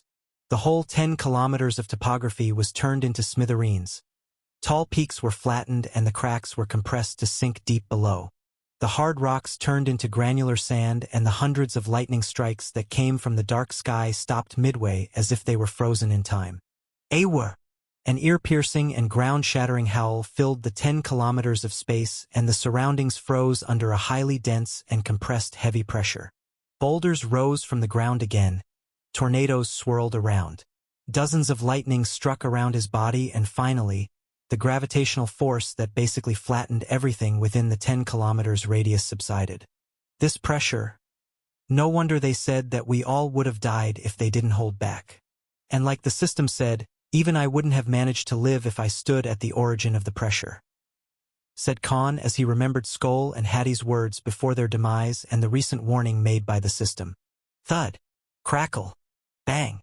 And finally, Khan and the generals saw the main cause of this heaven-shaking pressure that sent shivers in their spine despite being the Allies. A 700 meters tall and 250 meters wide ginormous body of a silver wolf with black scale-like spikes around its forelegs and hindlegs as well as under its maw came to be. For massive fangs with hundreds of sharp teeth were revealed along with claws that were 50 meters in length alone as this ginormous wolf growled. Omega had inherited the physical appearance and traits of both Skoll and Hattie, and basically, he appeared like both of them had morphed together. Shrill. His tyrannical and horrifying aura had basically frozen the region, and still floating boulders and flowing lightning gave this scenario an ominous appearance, as if this wasn't just an evolution but a birth of a world calamity. Finally, after 10 minutes, Omega controlled his aura that even made the other legendary rank generals scared. Khan and the rest came to the now calm surroundings and stood a few hundred meters away from Omega. Omega looked at Khan from afar and slowly bowed his head till it reached a dozen meters close to Khan. You have waited for the longest. I hope you're satisfied, said Khan with a genuine smile on his face. System, show me the details, ordered Khan. Following are the statistics and abilities of the subordinate named Omega. Name Omega. Species Hrodvitner, variant Fenrir. Job dual swords samurai. Legendary rank. Rank mythical rank. Level 372. Strength 38,948. Agility 35,890. Dexterity 34,614. Defense 28,903. Mana 24,792. Following are the newly acquired abilities. Gravitational Upforce, Saint Rank. Active. Gravitational Downforce, Saint Rank. Active. Attraction, Saint Rank. Active. Repulsion, Saint Rank. Active. Gravity Imprisonment, Saint Rank. Active. Sword King, SSS Rank. Sword Battlemaster, SSS Rank. Gravity Domain, Legendary Rank. Active.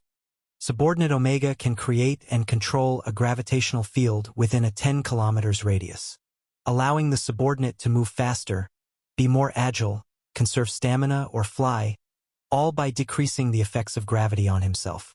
Excluding the host and fellow subordinates, all the other beings from the opposition shall have their defense reduced by 40% and agility reduced by 90% inside the gravity domain.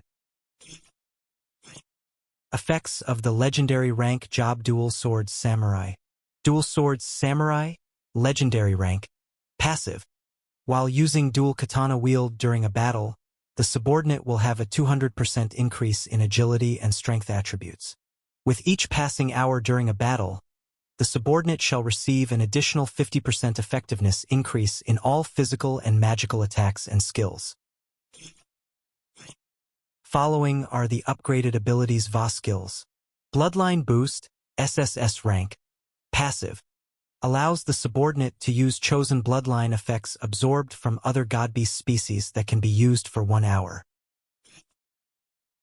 Bloodlust, SSS Rank. Active. Allows the subordinate to focus killing intent on everyone in a 5 km radius and put them in a fearful state for 2 hours. Fenrir's Howl, SSS Rank. Active. The subordinate's roar can disorient anyone except the host and fellow subordinates within an 8 km radius. Wolf Sovereign, SSS Rank. Passive. Allows the subordinate to command VA exert authority on any Lycos wolf-related species. Devourer, Legendary Rank. Passive. Allows the subordinate Omega to absorb VA purify the bloodlines of other godbeast species. Note: the innate ability has risen in ranks after merging with 2 mythical rank creatures with the same skill. Quick Draw, SSS Rank. Active. Allows the subordinate to instantly increase his speed by 500% for 30 seconds. Current range, 5 kilometers. Note: this technique can be used to target multiple enemies at once. The number of targets and effective range will rise with the increase in mastery of this combat technique and the level's VA rank of the subordinate. Sword Will, Saint Rank. Passive. Allows the subordinate to comprehend sword skills and techniques at a fast pace. Note: the subordinate will be able to drastically improve swordsmanship skills after practicing them. Mirage Blades, Saint Rank. Active. Allows the subordinate to create 500 mirage swords made of aura, mana, elemental attributes, and world energy. Elemental Domain, SSS Rank. Active. Allows the subordinate to create a 10 km radius domain in which the subordinate can control all elemental attributed attacks and spells for 10 minutes. Bloodline, Godbeast Fenrir. Current bloodline purity, 75%. The host is advised to mix the subordinate with more specimens of the Godbeast Fenrir bloodline. Reported the system. Khan then told everyone about Omega's new form, his abilities, and his rank. To this revelation, all of the generals shouted in unison, "This is cheating!" All the generals stood rooted on the spot and had an expression full of disbelief. Although they kind of saw it coming, Omega's new evolution far exceeded their imagination and expectations. Because Skoll and Hattie literally bullied them in the first battle, and they had the skills to take down every single one of them even after all the generals ganged up on the 2 mythical monsters. And it only took them 10 minutes to beat the generals to a pulp with the gravity law skills. But now, not only was Omega a rank higher above them, but he possessed all of Skull and Hattie's powers. He was at an even higher level than them both. So considering his stats, abilities, ranks, his attack range, and the gravity law skills such as the gravity domain, Omega was now Khan's strongest subordinate who exceeded every single one of the generals and even Rudra in every aspect. He was already comparable to a third Stain, and given his boost abilities, even fighting a fourth stage Saint as equals wasn't going to be a problem. Plus his own innate skills and fighting abilities such as his job ranked up called the Dual Sword Samurai, which gave him a 200% buff in strength and agility. If push came to shove, he could stand against a 5th stage Saint for a while as well if he used the gravity domain skill, which had the span of 10 kilometers. He was like the strongest sword to Khan now, and now one under 5th stage Saint can touch him as long as Omega was there. Master! I should have ranked up to a Godbeast rank, but Skull and Hattie were below level 500 and I was only a High Lord. If I was already on legendary rank, then this evolution would have become more fruitful, said Omega as his tyrannical and dreary voice in his Hrodvitner form created sonic booms when he spoke. Given his size and levels, even Rudra was like a baby snake to him now. It's okay. It's not like there's no opportunity in the future. This result is already much better than we could have hoped for, said Khan with a pleased expression. Because based on their current ranks, levels, and skill, forget killing 2, but even 1 mythical rank monster was beyond them. And since Rudra also originated from a low-leveled legendary rank monster, he had to grow from the bottom just like all of them. I'm currently low-leveled for now, but I feel like it will take time to form synergy between both bodies I was merged with and their powers. Skull va Hattie's skills and abilities are very different and opposite from each other, so it will take time for me to be able to perfectly use them. Spoke Omega again and sent tremors in the ground while all the generals in their human forms were pushed a couple of meters back. And from now on, I will also need to practice and perfect the gravity law as well as learn to incorporate these abilities with my combat techniques and skills. He elaborated. Well, that's a given. It's also good that someone besides me also has acquired a law. Even though you didn't receive some sort of enlightenment or a gift from deities, this is more than enough to make up for it. Besides, fighting with swords suits you the best, replied Khan in acknowledgement. All right, now that everything is done, we should make our next move, said Khan as he didn't want to waste time waiting here. The throne of the strongest subordinate now already belonged to Omega, and he was undoubtedly the undisputed champion. So in terms of hierarchy, the variant Fenrir was already at the top amongst them. Any argument over that was as useful as counting all the stars in the whole universe. Just when he was about to get ready to depart for the door, the subordinate named Omega has met the requirements of natural growth and rank up.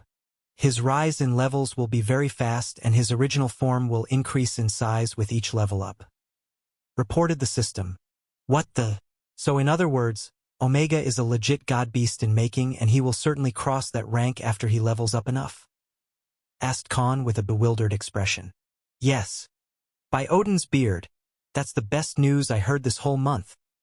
Rejoiced Khan as he was confirmed to get an S rank unit in this gacha game without even using the mighty credit card. Finally, Omega took his human form, but this time, everyone including Khan was left speechless. Because now, Omega looked like a completely different person than before, as if born anew. A 6 feet 3 inches tall man with ripped muscles and a lean ectomorph build came to be. Unlike before, Omega no longer had ashen hair but waist-length silver hair.